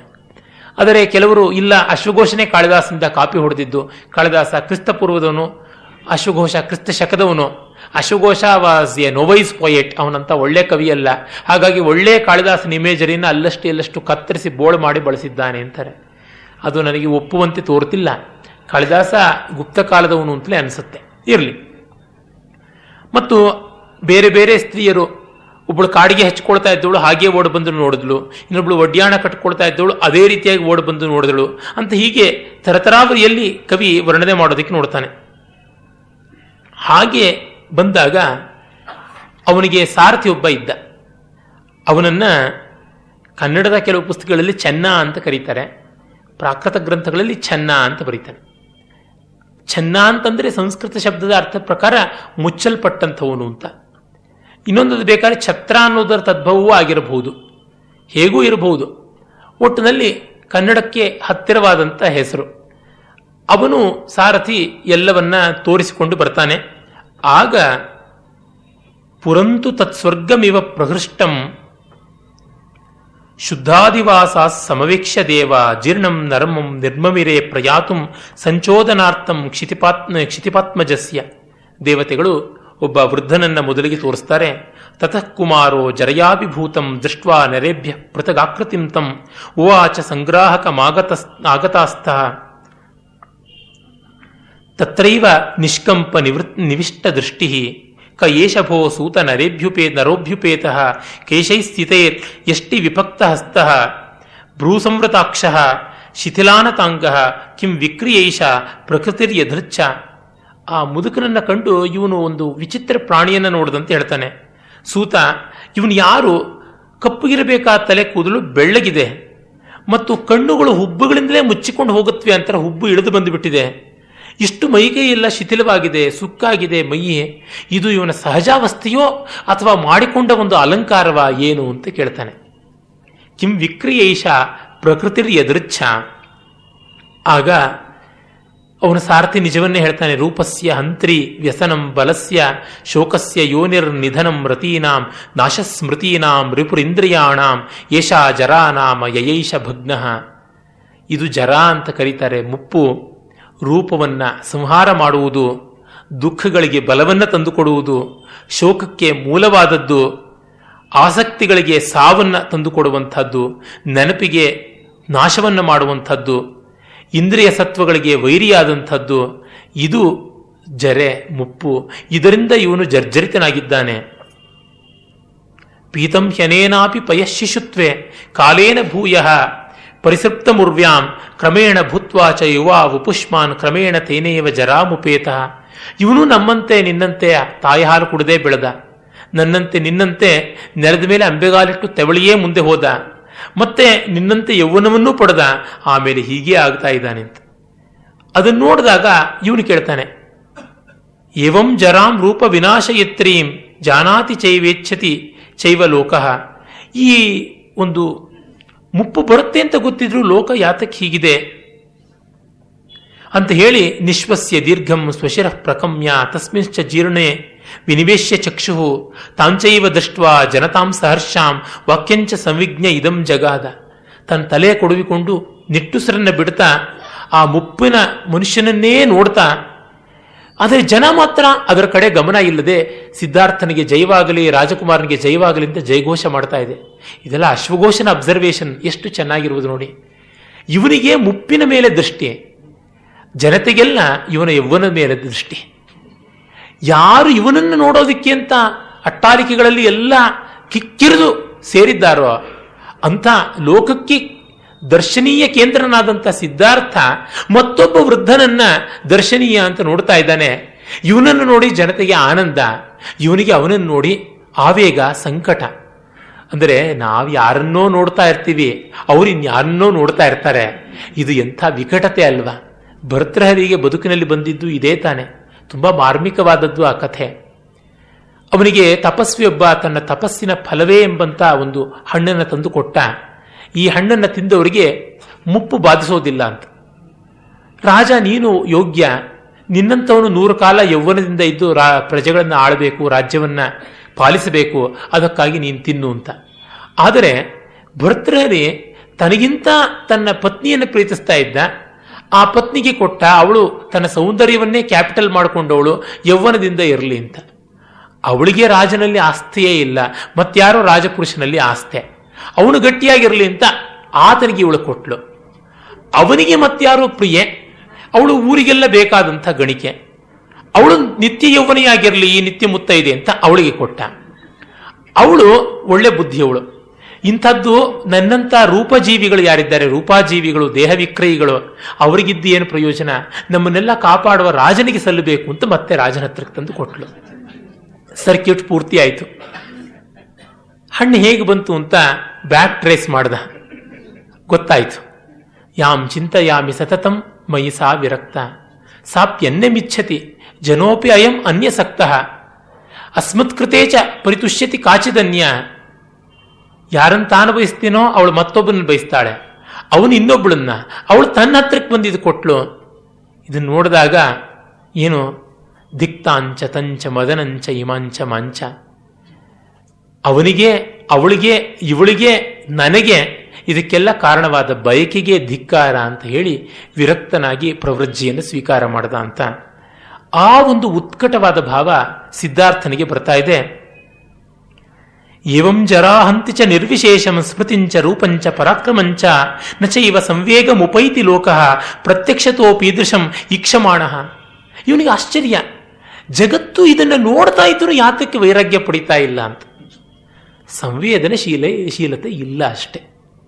ಧರ್ಮರಾಜನಿಗೆ ಯಕ್ಷ ಕೇಳಿದ್ದು ಅದೇ ಪ್ರಶ್ನೆ ತಾನೆ. ಯಕ್ಷಾರಾಧನೆ ಅಂತ ಹೇಳಿದನಲ್ಲ, ಮಹಾಭಾರತದಲ್ಲಿಯೂ ಕಂಡು ಬರುವಂತಹದ್ದು ಅಂತ. ಯಕ್ಷ ಅಂದರೆ ಆಶ್ಚರ್ಯಕಾರಿಯಾದದ್ದು, ಅಜ್ಞೇಯವಾದದ್ದು ಅಂತ ಒಂದು ಅರ್ಥವೂ ಉಂಟು. ಪೂಜಾರ್ಹವಾದದ್ದು, ನಮ್ಮ ಪ್ರಶ್ನೆಗಳಾಗಿ ಉಳಿಯುವಂಥ ಸ್ಥಳ, ಅದು ಯಕ್ಷ ಪ್ರಶ್ನೆ. ಕಿಮಾಶ್ಚರ್ಯಂ, ಯಾವುದು ಆಶ್ಚರ್ಯ ಅಂತ ಕೇಳಿದಾಗ ಅದು ಅವನೇ ಹೇಳ್ತಾನೆ.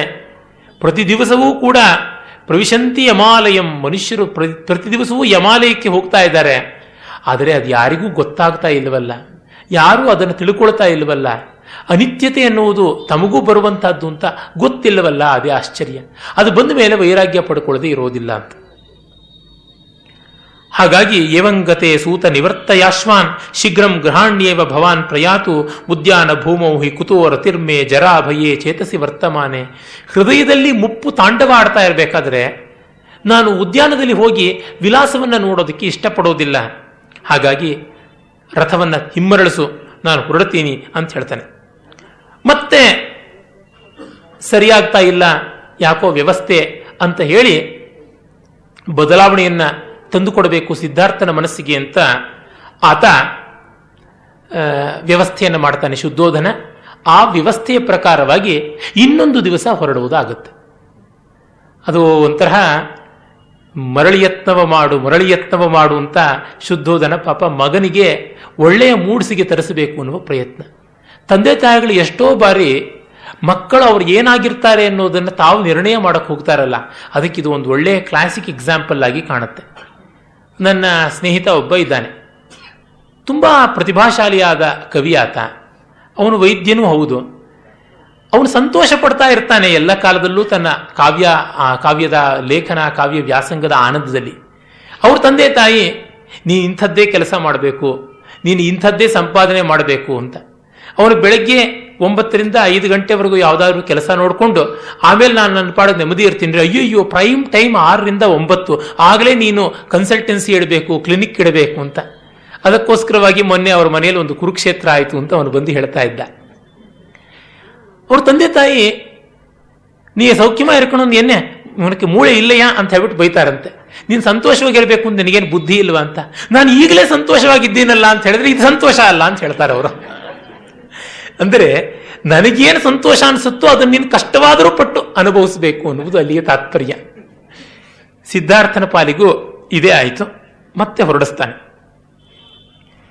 ಆಗ ಅಥಾಪರಂ ಯಾಧಿಪರೀತ ದೇಹಂ ಸಯೇವ ದೇವ ಸಸೃಜುರ್ಮನುಷ್ಯಂ ದೃಷ್ಟ್ವಾಚ ತಂ ಸಾರಥಿಮಾಬಭಾಷೆ ಶೌದ್ಯೋದನಿ ತದ್ಗತ ದೃಷ್ಟಿರೇವ.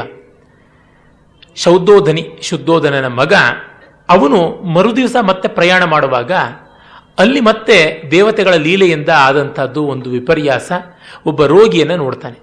ಇದು ದೈವಲೀಲೆ ಅಂತ ಅನ್ನೋದು ನಿಜವಾಗಿ ವಿಧಿಲೀಲೆ ಅನ್ನೋ ಅರ್ಥದಲ್ಲಿ, ದೈವ ಅಂದರೆ ವಿಧಿ, ಫೇಟ್, ಕಾಣದ್ದು ಅಂತಿದೆಯಲ್ಲ, ಆ ಅರ್ಥದಲ್ಲಿ ಗ್ರಾಹ್ಯ ಅನ್ಸತ್ತೆ. ಇಲ್ಲದೆ ಇದ್ದರೆ ಊರಿಗೆಲ್ಲ ಕರ್ಫ್ಯೂ ಹಾಕಿ ಯಾರೂ ಕಾಣಿಸ್ಬಾರ್ದು ಹಾಗೆ ಹೀಗೆ ಅಂತ ಮಾಡಿದ್ರೆ ಆಕಸ್ಮಿಕವಾಗಿ ಎಲ್ಲಿಯೋ ಕಂಡು ಬಿಟ್ರೆ ಇನ್ನೇನು ಮಾಡುವುದು? ನಮ್ಮಲ್ಲಿ ಎಷ್ಟೋ ಬಾರಿ ಆಗುತ್ತದೆ. ಮನೆಗೆ ಯಾರೋ ಅಭ್ಯಾಗತರು ಬರ್ತಾರೆ, ಸ್ಪೆಷಲ್ ಇನ್ವೈಟೀಸು, ನಮ್ಮ ಮನೆಯ ಗೃಹ ಛಿದ್ರ ಹುಡುಕುಗಳು ಕಾಣಿಸ್ಬಾರ್ದು, ಅಡುಗೆ ಮನೆಯ ಮಸಿ ಮೊಡುಕುಗಳು ಕಾಣಿಸ್ಬಾರ್ದು, ರೂಮ್ನಲ್ಲಿ ಚೆಲ್ಲಾಪಿಲ್ಲಿಯಾಗಿ ಬಿಸಾಕಿರುವಂಥ ಸಾಮಾನುಗಳು ಕಾಣಿಸಬಾರ್ದು, ಹಿತ್ತಲ್ಲಿ ಅಸ್ತವ್ಯಸ್ತವಾಗಿರ್ತಕ್ಕಂಥ ಬಟ್ಟೆಗಳು ಪಾತ್ರೆಗಳು ತೊಳೆಯೋದಕ್ಕೆ ಹಾಕಿರೋದು ಕಾಣಿಸಬಾರ್ದು ಅಂತ ಎಷ್ಟು ಇನ್ಸುಲೇಟ್ ಮಾಡಿದ್ರು ಎಲ್ಲಿ ಒಂದು ಸತಿ ನಿಮ್ಮ ಮನೆಯೆಲ್ಲ ನೋಡೋಣ ಅಂತ ಅವ್ರು ಬಂದುಬಿಟ್ರೆ ನಮ್ಮ ಪ್ಲಾನ್ ಅಷ್ಟು ಹಾಳಾಯಿತು ಅಂತಲೇ ಅರ್ಥ. ಅದೇ ವಿಧಿ ಅಂತಂದರೆ ಆಗುವಂಥದ್ದು. ಇವನಿಗೂ ಅದೇ ಆಗಿದೆ.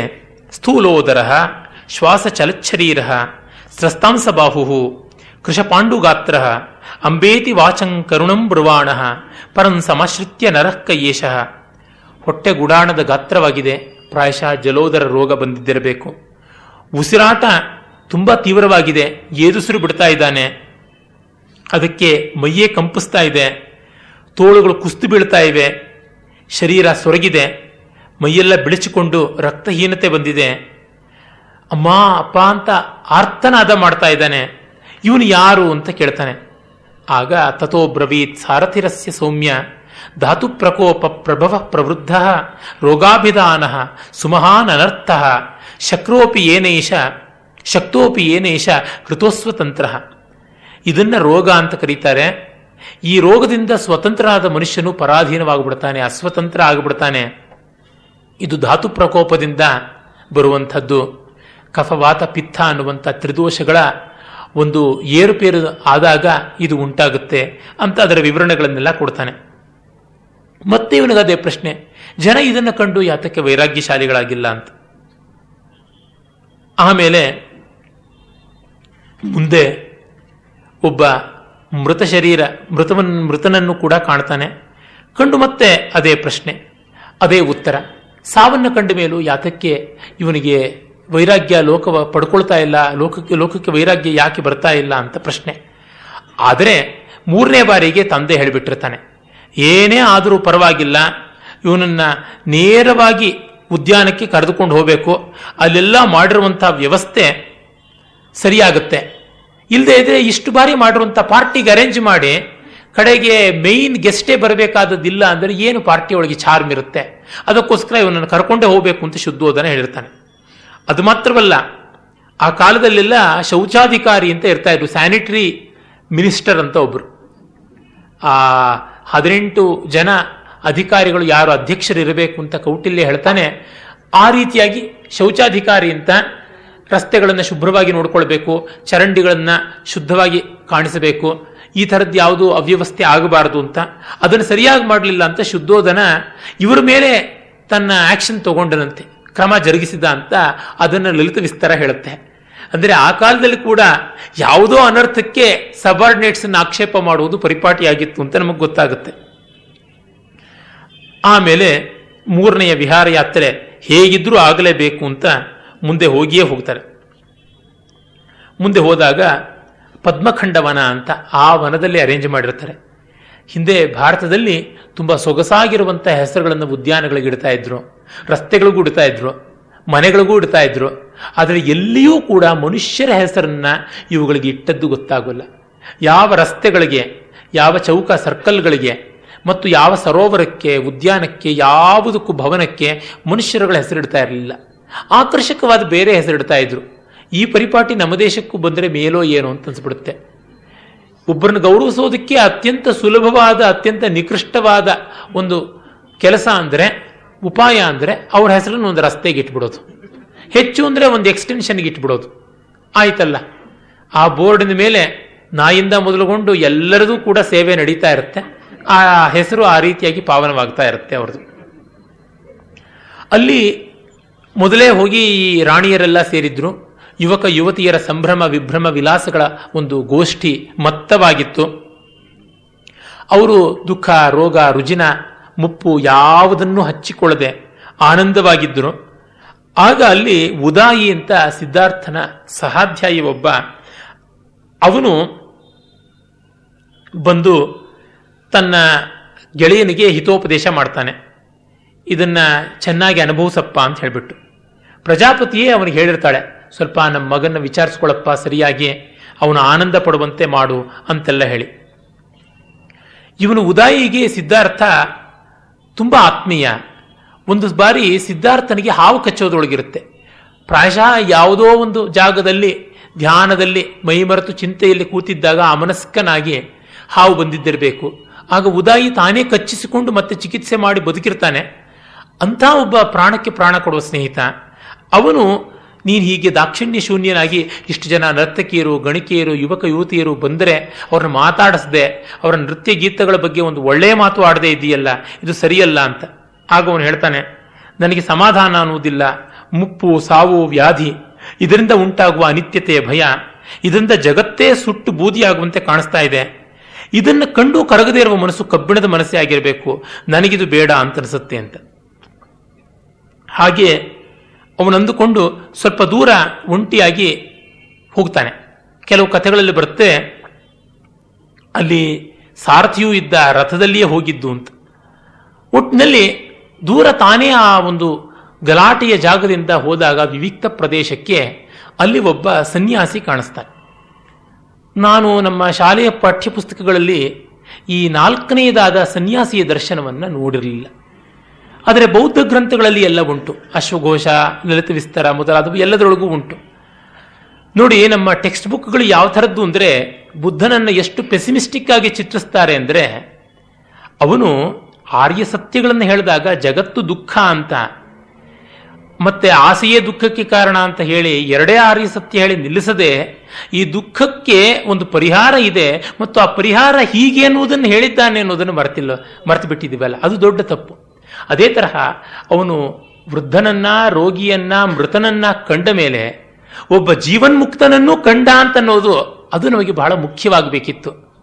ನಮ್ಮ ಪಾಠ್ಯ ಪುಸ್ತಕಗಳನ್ನು ತಯಾರು ಮಾಡಿದವರು, ಅದು ಮತ್ತೆ ಈ NCERT ಈ ರೀತಿಯಾದಂಥ ವ್ಯವಸ್ಥೆಯಿಂದಲೇ ಆದದ್ದು. ಅವರಿಗೆ ಶಾಶ್ವತವಾದ ಒಂದು ಆನಂದದ ಕಲ್ಪನೆ ಇಲ್ವಲ್ಲ. ಈ ದೇಹಾತ್ಮವಾದಿಗಳಿಗೆ ಸಾವೇ ಮುಕ್ತಿ, ಅದು ಬಿಟ್ಟು ಮತ್ತಿನ್ಯಾವುದೂ ಇಲ್ಲ. ಮತ್ತು ಜೀವಂತವಾಗಿ ಒಬ್ಬ ಮನುಷ್ಯ ಮುಕ್ತನಾಗೋಕ್ಕೆ ಸಾಧ್ಯ ಇಲ್ಲ. ಡೈಲೆಕ್ಟಿಕಲ್ ಆಗಿ ಕನ್ಫ್ರಾಂಟೇಷನ್ನಿನ ಮಧ್ಯದಲ್ಲಿಯೇ ಬದುಕಬೇಕು. ಇದೆಲ್ಲವೂ ಎಕ್ಸ್ಪ್ಲಾಯ್ಟರ್ ಅಂಡ್ ಎಕ್ಸ್ಪ್ಲಾಯ್ಟೆಡ್ ಇದರೊಳಗೆ ಇರುವಂಥದ್ದು ಅಂತ ಎಲ್ಲ ಹೇಳುವ ಈ ಸಾಮ್ಯ ಸಿದ್ಧಾಂತ ಯಾವುದಿದೆ, ಮಾರ್ಕ್ಸಿಸಂ, ಅದರ ಚೌಕಟ್ಟಿನಲ್ಲಿ ಯೋಚನೆ ಮಾಡುವ ಕಾರಣ ನಮ್ಮ ಟೆಕ್ಸ್ಟ್ ಬುಕ್ಗಳವರು ಇದನ್ನು ಸೇರಿಸಿಲ್ಲ, ಉದ್ದೇಶಪೂರ್ವಕವಾಗಿ ಅಥವಾ ದುರುದ್ದೇಶಪೂರ್ವಕವಾಗಿ ಅಂತ ಅನಿಸುತ್ತೆ. ಆ ಸನ್ಯಾಸಿಯನ್ನ ಕಂಡು ಅವನಿಗೆ ತುಂಬ ಸಮಾಧಾನವಾಗುತ್ತೆ. ಯಾಕೆ? ಅವನ ಮುಖವೇ ತುಂಬ ಸಮಾಧಾನಕಾರಿಯಾಗಿ ಕಾಣಿಸುತ್ತೆ. ಅದರಿಂದಲೇ ಅವನು ಹೇಳ್ತಾನೆ, ಇದೇನಿದು, ಇಷ್ಟು ವಿಶೇಷವಾದಂಥ ನೆಮ್ಮದಿ ನಿಮ್ಮಲ್ಲಿ ಕಾಣಿಸುತ್ತೆ, ಯಾರು ನೀವು, ಏನು ಅಂತ. ಅದಕ್ಕೆ ಅವನು ಹೇಳ್ತಾನೆ, ನಾನೊಬ್ಬ ಸನ್ಯಾಸಿ, ನನಗೆ ಸಂಸಾರದ ಬಂಧನ ಇಲ್ಲ, ಸಾವು, ರೋಗ ಮತ್ತು ಮುಪ್ಪು ಇವೆಲ್ಲವೂ ಶರೀರಕ್ಕೆ ಹೊರತು ನನ್ನ ಅಂತರ್ಯಾಮಿಗೆ ಇಲ್ಲ, ಆತ್ಮಕ್ಕೆ ಇಲ್ಲ ಅನ್ನುವುದು ನನಗೆ ನಿಶ್ಚಲವಾಗಿದೆ. ಹಾಗಾಗಿ ನಾನು ಶೋಕಿಸ್ತಾ ಇಲ್ಲ ಅಂತೆಲ್ಲ ಹೇಳಿದಾಗ ಬುದ್ಧನಿಗೆ ಆ ಸಂದರ್ಭದಲ್ಲಿ ರಾಗದ್ವೇಷಗಳನ್ನು ಮೀರಿ ನೆಮ್ಮದಿಯ ನೆಲೆ ಕಾಣಬೇಕು ಅಂತ ಗೊತ್ತಾಗುತ್ತೆ. ಅದು ಅಶ್ವಘೋಷನ ಮಾತಿನಲ್ಲಿ ಹೇಳುವಾಗ, ಸುಖಿತಾಬತ ನಿರ್ವೃತಾಚ ಶಾಸ್ತ್ರಿ ಪತಿರೀದೃಕ್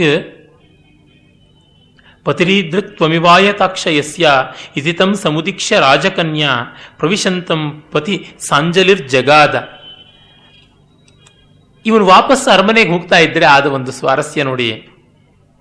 ಕಾಡಿಗೆ ಹೋಗಬೇಕು ಅಂತಲೇ ತೀರ್ಮಾನ ಮಾಡಿಕೊಂಡು ಈ ಭಿಕ್ಷುವನ್ನ ನೋಡಿ ಅವನು ವಾಪಸ್ ಬರ್ತಾ ಇದ್ದಾಗ ದಾರಿಯಲ್ಲಿ ಗೌತಮಿ ಅಂತ ಒಬ್ಬ ತರುಣಿ ಇವನನ್ನು ನೋಡಿ, ಆಹಾ ಎಷ್ಟು ಸುಂದರ, ಎಷ್ಟು ವೀರ, ಎಷ್ಟು ಶಾಂತ ಮನಸ್ಕ, ಇವನ ಹೆಂಡತಿಯೇ ಸೌಭಾಗ್ಯಶಾಲಿ, ಇವನಿಗೆ ಹೆಂಡತಿಯೇ ಆದವಳಿಗೆ ಜನ್ಮ ಜನ್ಮಕ್ಕೂ ಸುಖ ಸಿಗುತ್ತೆ ಅಂತ ಮತ್ತೆ ನಮಸ್ಕಾರ ಮಾಡಿದ್ಲಂತೆ. ಅಶ್ವಘೋಷನ ಕ್ರಿಯೇಷನ್ ವಂಡರ್ಫುಲ್. ಕಾರಣ ಆ ದಿವಸವೇ ಇವನು ಮನೆ ಬಿಟ್ಟು ಹೋಗ್ತಾನೆ. ಇವನ ಹೆಂಡತಿಗೆ ಶಾಶ್ವತವಾಗಿ ದುಃಖವೇ ಬರೆದಿರೋದು.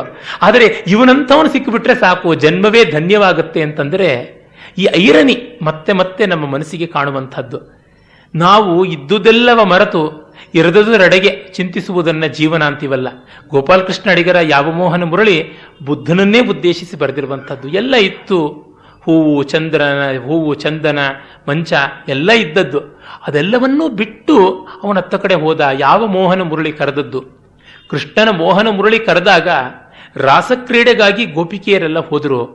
ಆದರೆ ಇವನು ಹೋದದ್ದು ರಾಸಕ್ರೀಡೆ ಅಲ್ಲ, ದೊಡ್ಡ ತ್ರಾಸಕ್ರೀಡೆ ಆಯಿತು. ಇವನು ಮಾಡಿದಂಥ ಕಠಿಣವಾದಂಥ ತಪಸ್ಸು ಎಲ್ಲ ಅದು ಯಾವ ಥರದ್ದು? ಅವ್ರದ್ದು ರಕ್ತಿ ಮಾರ್ಗದಿಂದ ಮೋಕ್ಷವನ್ನು ಸಂಪಾದಿಸುವುದಾದರೆ ಇವನದು ಕಠೋರವಾದಂಥ ಯೋಗ, ಆಮೇಲೆ ಮಧ್ಯಮ ಮಾರ್ಗದ ಜ್ಞಾನ. ಆ ವಿಷಯಗಳನ್ನು ಮತ್ತೆ ನೋಡೋಣ.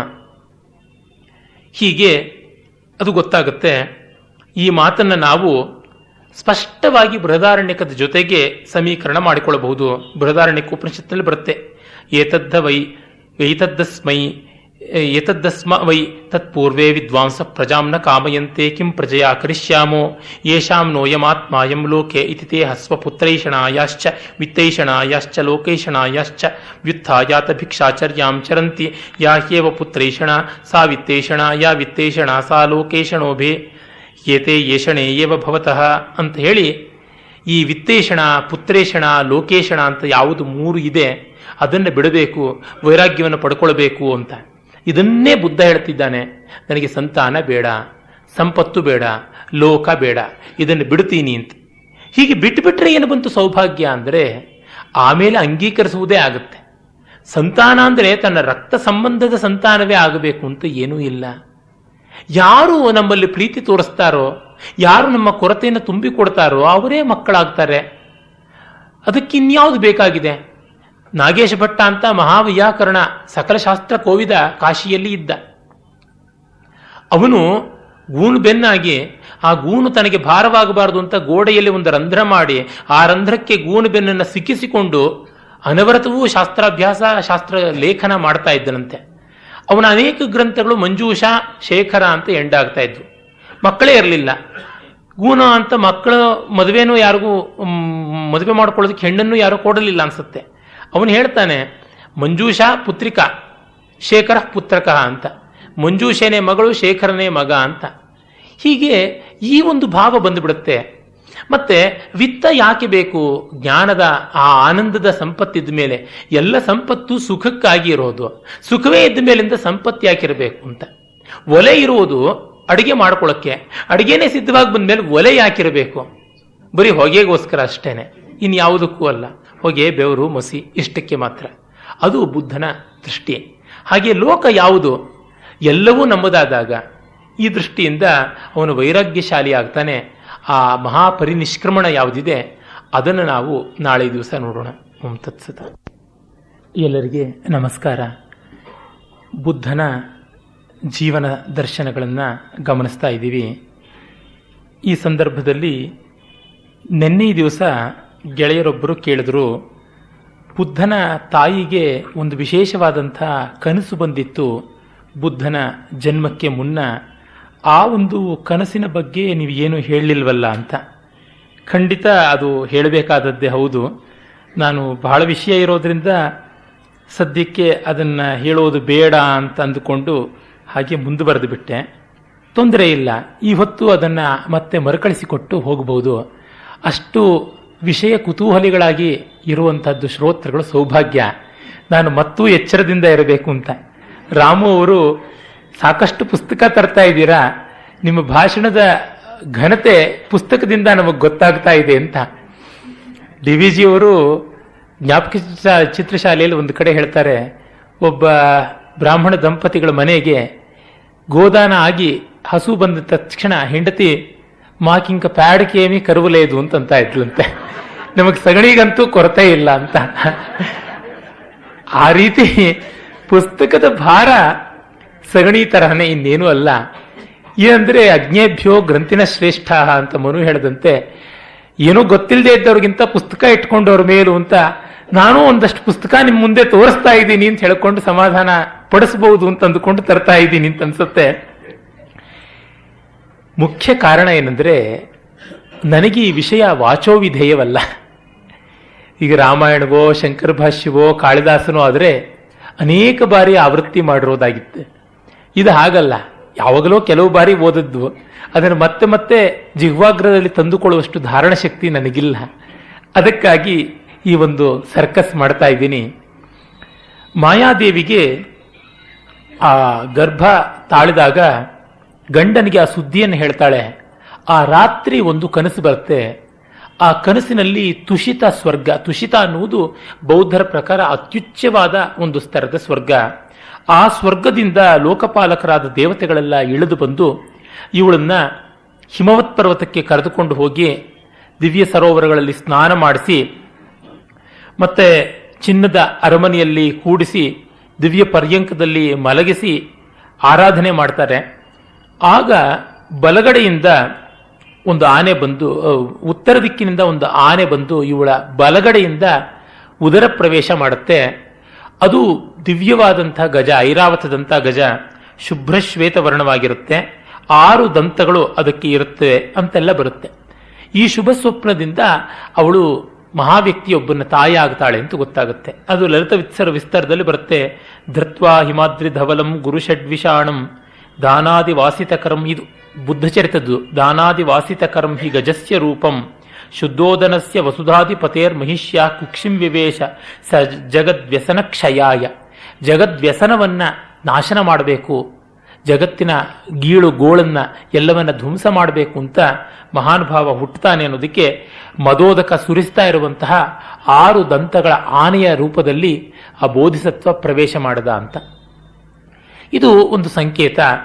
ಅಮರಾವತಿಯ ಸ್ತೂಪದ ಶಿಲ್ಪಗಳಲ್ಲಿ ಇನ್ನು ಬೇರೆ ಕಡೆ ಕೂಡ ಇದರ ಚಿತ್ರಣವನ್ನ ನಾವು ಕಾಣ್ತೀವಿ.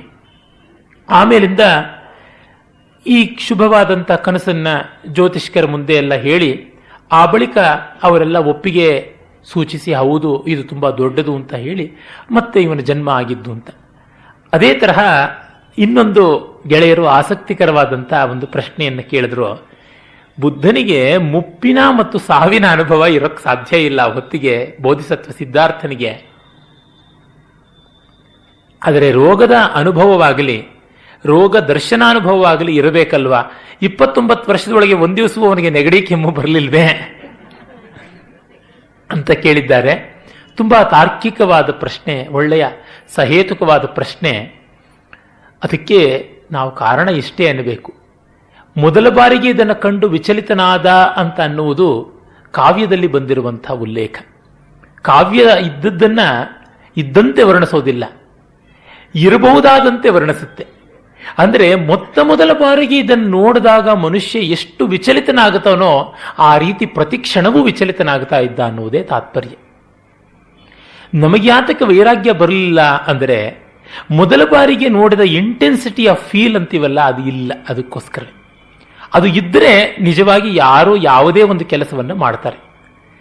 ನಮಗೆ ಪ್ರತ್ಯಕ್ಷವೇ ಸರಿಯಾಗೋದಿಲ್ಲ, ಇನ್ನ ಬೇರೆ ಇದೆಲ್ಲ ಹೇಗೆ, ಶ್ರವಣವೇ ಸರಿಯಾಗೋದಿಲ್ಲ ಅಂತ ಜ್ಞಾನಿಗಳು ಹೇಳ್ತಾರೆ. ಏನದು? ಮೊದಲ ಬಾರಿಗೆ ನಾವು ಯಾವುದೋ ಒಂದು ಶಬ್ದವನ್ನು ಕೇಳಿದ್ರೆ ಅದನ್ನು ಎಷ್ಟು ಏಕಾಗ್ರತೆಯಿಂದ, ಅದೆಷ್ಟು ಹೊಸತು ಅನ್ನುವ ಅಚ್ಚರಿಯಿಂದ, ಕೌತುಕದಿಂದ ಕೇಳ್ತೀವಿ, ನೋಡ್ತೀವಿ, ಅನುಭವಿಸ್ತೀವಿ. ಆ ಥರ ಮಾಡುವುದಿಲ್ಲ. ಮಕ್ಕಳಿಗೆ ಯಾತಕ್ಕೆ ಬೇಗ ವಿದ್ಯೆಗಳು ಒಲಿಯುತ್ತವೆ? ಆ ಒಂದು ಕುತೂಹಲ ಇರೋದ್ರಿಂದ. ಆ ರ್ಯಾಪ್ನೆಸ್ ಆಫ್ ಅಟೆನ್ಷನ್ ಮಾತ್ರವಲ್ಲ, ಫ್ರೆಶ್ನೆಸ್ ಆಫ್ ಪರ್ಸೆಪ್ಷನ್ ಕೂಡ ಇರುವಂತಹದ್ದು. ನಮಗೊಂದು ತೆಂಗಿನ ಮರ ಕಾಣಿಸಿದ್ರೆ ಯಾವಾಗಲೂ 3ನೇ ವರ್ಷದಲ್ಲಿ ಕಂಡು ತಲೆ ರಿಜಿಸ್ಟರ್ ಆಗಿ ತೆಂಗಿನ ಮರವೇನೆ ಮತ್ತೆ ಪಿಕ್ಚರ್ಗೆ ಬರೋದೇ ಹೊರತು ಇನ್ಯಾವುದೂ ಬರುವುದಿಲ್ಲ. ಈ ವೆಬ್ಸೈಟ್ಗಳ ಬಗ್ಗೆ ನಿನ್ನೆ ನಮ್ಮ ಜಗದೀಶ್ ಮಯ್ಯ ಹೇಳ್ತಾ ಇದ್ರು. ನಾವು ಯಾವುದೇ ಒಂದು ಸರ್ಚ್ ಅಂತ, ಗೂಗಲ್ ಸರ್ಚ್ ಅಂತ ಒತ್ತದ ಮೇಲಿಂದ ಬರುತ್ತೆ. ಒಂದು ನಿಮಿಷಾರ್ಧದಲ್ಲಿ ಹಲವು ಲಕ್ಷ ಎಂಟ್ರಿಗಳೆಲ್ಲ ಪಟಪಟ ಪಟಪಟ ಅಂತ ಬರುತ್ತೆ. ಹತ್ತಾದ ಮೇಲಿಂದ ಬಟನ್ ಒತ್ತಿದ್ರೆ ಮೇಲಕ್ಕೆ ಹೋಗ್ತಾ ಇರುತ್ತೆ. ನಾವು ಅಷ್ಟನ್ನು ದ್ರೌಪದಿ ಸೀರೆ ತರ ನೋಡೋದಕ್ಕಾಗತ್ಯ? ಆಗೋಲ್ಲ. ಯಾವುದೋ ಒಂದು ಮೊದಲ 10 ನೋಡ್ತೀವಿ, ಆಮೇಲೆ ಕಣ್ಣೂರಿ ಬಂದು ಸುಸ್ತಾಗಿ ಬಿಡ್ತೀವಿ. ಈ ಮೊದಲ ಕೆಲವು 10-15 ತಮ್ಮದು ಸ್ಥಾನ ಇರಬೇಕು ಅಂತ ಅನ್ನೋದಕ್ಕೆ ಏನು ಅಳತೆಗೋಲು? ಮ್ಯಾಕ್ಸಿಮಮ್ ವಿಸಿಟೆಡ್ ಸೈಟ್ಸ್ ಅಂತ ಯಾವುದಿವೆ, ಅತಿ ಹೆಚ್ಚು ಬಾರಿ ಭೇಟಿ ನೀಡಲ್ಪಟ್ಟಂತ ಸೈಟ್ಸ್, ವೆಬ್ಸೈಟ್ಸ್ ಯಾವುದಿವೆ ಅವುಗಳಲ್ಲಿರುತ್ತವೆ. ಯಾವುದು ಮ್ಯಾಕ್ಸಿಮಮ್ ವಿಸಿಟೆಡ್? ಈ ಮೊದಲು 10 ಇರೋವೇನೆ, ಅವುಗಳೇ ಮೊದಲು ಕಾಣಿಸುತ್ತವೆ ಅಂತ ಅವನ್ನೇ ನೋಡ್ತಾರೆ. ಹುಚ್ಚು ಬಿಡೋವರೆಗೂ ಮದುವೆ ಆಗೋಲ್ಲ, ಮದುವೆ ಆಗೋವರೆಗೂ ಹುಚ್ಚು ಬಿಡೋಲ್ಲ ಅಂತ. ಹಾಗಾಗಿ ಒಳ್ಳೆಯದೋ ಕೆಡಕೋ, ಯುಕ್ತವೋ ಅಯುಕ್ತವೋ ಅಲ್ಲಿಗೆ ಪ್ರಧಾನವಾದಂಥ ಪ್ರಶಸ್ತಿ ಬರುತ್ತೆ. ಒಳ್ಳೆಯವರು ಯಾರು ಎಲೆಕ್ಷನ್ ನಿಲ್ಲೋಲ್ಲ, ನಿಂತವ್ರು ಯಾರು ಗೆಲ್ಲೋಲ್ಲ. ಹಾಗಾಗಿ ಅಯೋಗ್ಯರೇ ಗೆಲ್ತಾರೆ, ಅಯೋಗ್ಯರೇ ಆಳ್ತಾರೆ.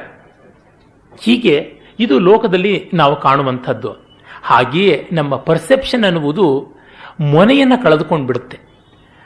ಬುದ್ಧ ಆಗುವಂಥವನಿಗೆ ಆ ಮೊನೆ ಕಳ್ಕೊಳ್ಳಲ್ಲ, ಪ್ರತಿ ಕ್ಷಣವೂ ಅದನ್ನು ಯೋಚನೆ ಮಾಡ್ತಾ ಇದ್ದ.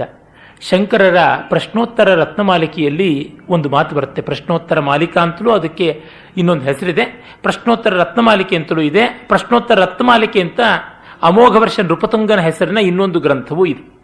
ಇರಲಿ, ಅಲ್ಲಿ ಒಂದು ಪ್ರಶ್ನೆ ಬರುತ್ತೆ, ಸಂಸಾರೇ ಕಿಂಸಾರಹ ಅಂತ. ಸಂಸಾರದಲ್ಲಿ ಏನು ಸಾರ? ಬಹುಶೋಪಿ ಚಿಂತ್ಯಮಿದಮೇವ ಅಂತ ಹೇಳಿಬಿಟ್ರು. ಸಂಸಾರದಲ್ಲಿ ಏನು ಸಾರ ಅಂದ್ರೆ ಮತ್ತೆ ಮತ್ತೆ ಇದನ್ನೇ ಯೋಚನೆ ಮಾಡಿ ಅಂತ. ಮತ್ತೆ ಮತ್ತೆ ಇದನ್ನು ಯೋಚನೆ ಮಾಡ್ತಾ ಇದ್ರೆ ನಿಮಗೇ ಗೊತ್ತಾಗುತ್ತೆ ಅಂತ ಅರ್ಥ ಇರ್ಬೋದು. ಮತ್ತೆ ಮತ್ತೆ ನೀವು ಯೋಚನೆ ಮಾಡಿದಾಗ ನಿಮಗೆ ಅದು ಏನು ಇಲ್ಲ ಅನ್ನೋದು ಗೊತ್ತಾಗುತ್ತೆ ಅಂತಲೂ ಇರಬಹುದು. ನಮ್ಮ ಯೋಚನೆಗೆ ತಕ್ಕಂತೆ ಫಲ ಕೊಡುತ್ತೆ. ಆದರೆ ಮತ್ತೆ ಮತ್ತೆ ನಾವು ಆ ಫ್ರೆಶ್ನೆಸ್ ಇಂದಲೇ ಯೋಚನೆ ಮಾಡಬೇಕು. ಅದಕ್ಕೆ ತುಂಬ ಜನ ತಯಾರಿರೋದಿಲ್ಲ. ಅದು ಹೇಗೆ ಜಡ್ಡುಗಟ್ಟು ಬಿಡುತ್ತೆ ಮನಸ್ಸು. ಹಾಕ್ಮಣೆ, ನೂಕ್ಮಣೆ, ತಳ್ಳುಮಣೆ ಅಂತ ಗಾದೆ ಇದೆಯಲ್ಲ. ನಾವು ಮೊದಲಿಗೆ ತುಂಬ ಉಪಚಾರ ಮಾಡ್ತೀವಿ, ಆಮೇಲಿಂದ ಬಂದದ್ದು ಹೋದದ್ದೇ. ಭಾರವಿಗಾದಂಥ ಕತೆ ಗೊತ್ತಿದೆಯಲ್ಲ. ಮಾವನ ಮನೆಗೆ ಹೋದಾಗ ಅವನ ತಂದೆಯನ್ನು ಕೊಲ್ಲಬೇಕು ಅಂತ ಬುದ್ಧಿ ಬಂದ್ಬಿಡ್ತು. ತಂದೆ ಇವನನ್ನು ಬೈತಾ ಇದ್ದ, ಇವನ ಮೇಧಾವಿ ಅಲ್ಲ, ಪಂಡಿತ ಅಲ್ಲ, ಇವನು ಜ್ಞಾನಲವ ದುರ್ವಿದಗ್ಧ ಅಂತ. ಇವನು ಪಂಡಿತನೇ ಹೌದು, ಮೇಧಾವಿ ಹೌದು, ಕವಿಯೇ ಹೌದು. ಅರೆ ತಂದೆಗೆ ಅದೊಂದು ಹಳೆ ಕಾಲದ ನಚ್ಚು, ಮಕ್ಕಳನ್ನ ಹೊಗಳು ಬಿಟ್ರೆ ಎದುರಿಗೆ ಅವ್ರು ಕೆಟ್ಟ ಹೋಗ್ಬಿಡ್ತಾರೆ ಅಂತ. ಪರೋಕ್ಷೇ ತನಯಾಸ್ತುತ್ಯಾಹ, ಪರೋಕ್ಷದಲ್ಲಿ ಮಕ್ಕಳನ್ನು ಹೊಗಳಬೇಕು ಅಂತ. ಪ್ರತ್ಯಕ್ಷೇ ಗುರವಸ್ತತ, ಪ್ರತ್ಯಕ್ಷವಾಗಿ ದೊಡ್ಡವ್ರನ್ನ ಹೊಗಳಬೇಕಂತೆ, ಪರೋಕ್ಷವಾಗಿ ಇವ್ರನ್ನ. ಸೇವಕಂ ನ ಕದಾಚನ ಅಂತ, ಸೇವಕರನ್ನ ಯಾವತ್ತೂ ಹೊಗಳಬಾರದಂತೆ, ಎಲ್ಲ ಉಲ್ಟಾ. ಇರ್ಲಿ, ಆಗ ಅವನ ತಂದೆಯನ್ನು ಕೊಂದು ಬಿಡಬೇಕು ಅಂತಲೇ ತೀರ್ಮಾನ ಮಾಡ್ಕೊಂಡು ಬಂಡೆಗಲ್ಲಿ ಇಟ್ಕೊಂಡು ಸಿದ್ಧವಾಗಿದ್ದ ಅಟ್ಟದ ಮೇಲೆ. ತುಂಬ ಪ್ರಸಿದ್ಧವಾದ ಕತೆ ಗೊತ್ತಿರಬೇಕು. ಆಗ ತಂದೆ ತಾಯಿ ಜೊತೆ ಮಾತಾಡ್ತಾ, ಈ ಬೆಳದಿಂಗಳು ನೋಡು, ನಮ್ಮ ಭಾರವಿಯ ಕೀರ್ತಿಯ ಹಾಗೇನೇ ಇದೆ ಅಂತ. ಆಗ ಅವನಿಗಿನ್ನು ದಾಮೋದರ ಅಂತ ಹೆಸರಿತ್ತಷ್ಟೇನೆ. ಅವನು ವಿದ್ವತ್ ಪ್ರಭೆ, ಕಾವ್ಯ ಪ್ರಭೆ ಬೆಳಗಿದ ಮೇಲೆ ಭಾರವಿ ಅಂತ ಹೆಸರು ಅನ್ವರ್ಥ ನಾಮಧೇಯವಾಗಿ ಬಂದದ್ದು. ಆಗ ಇವನಿಗೆ ಕ್ಷಮೆಯಾಚರಣೆ ಮಾಡಬೇಕು, ಎಂಥ ದೋಷ ತಂದೆಯನ್ನು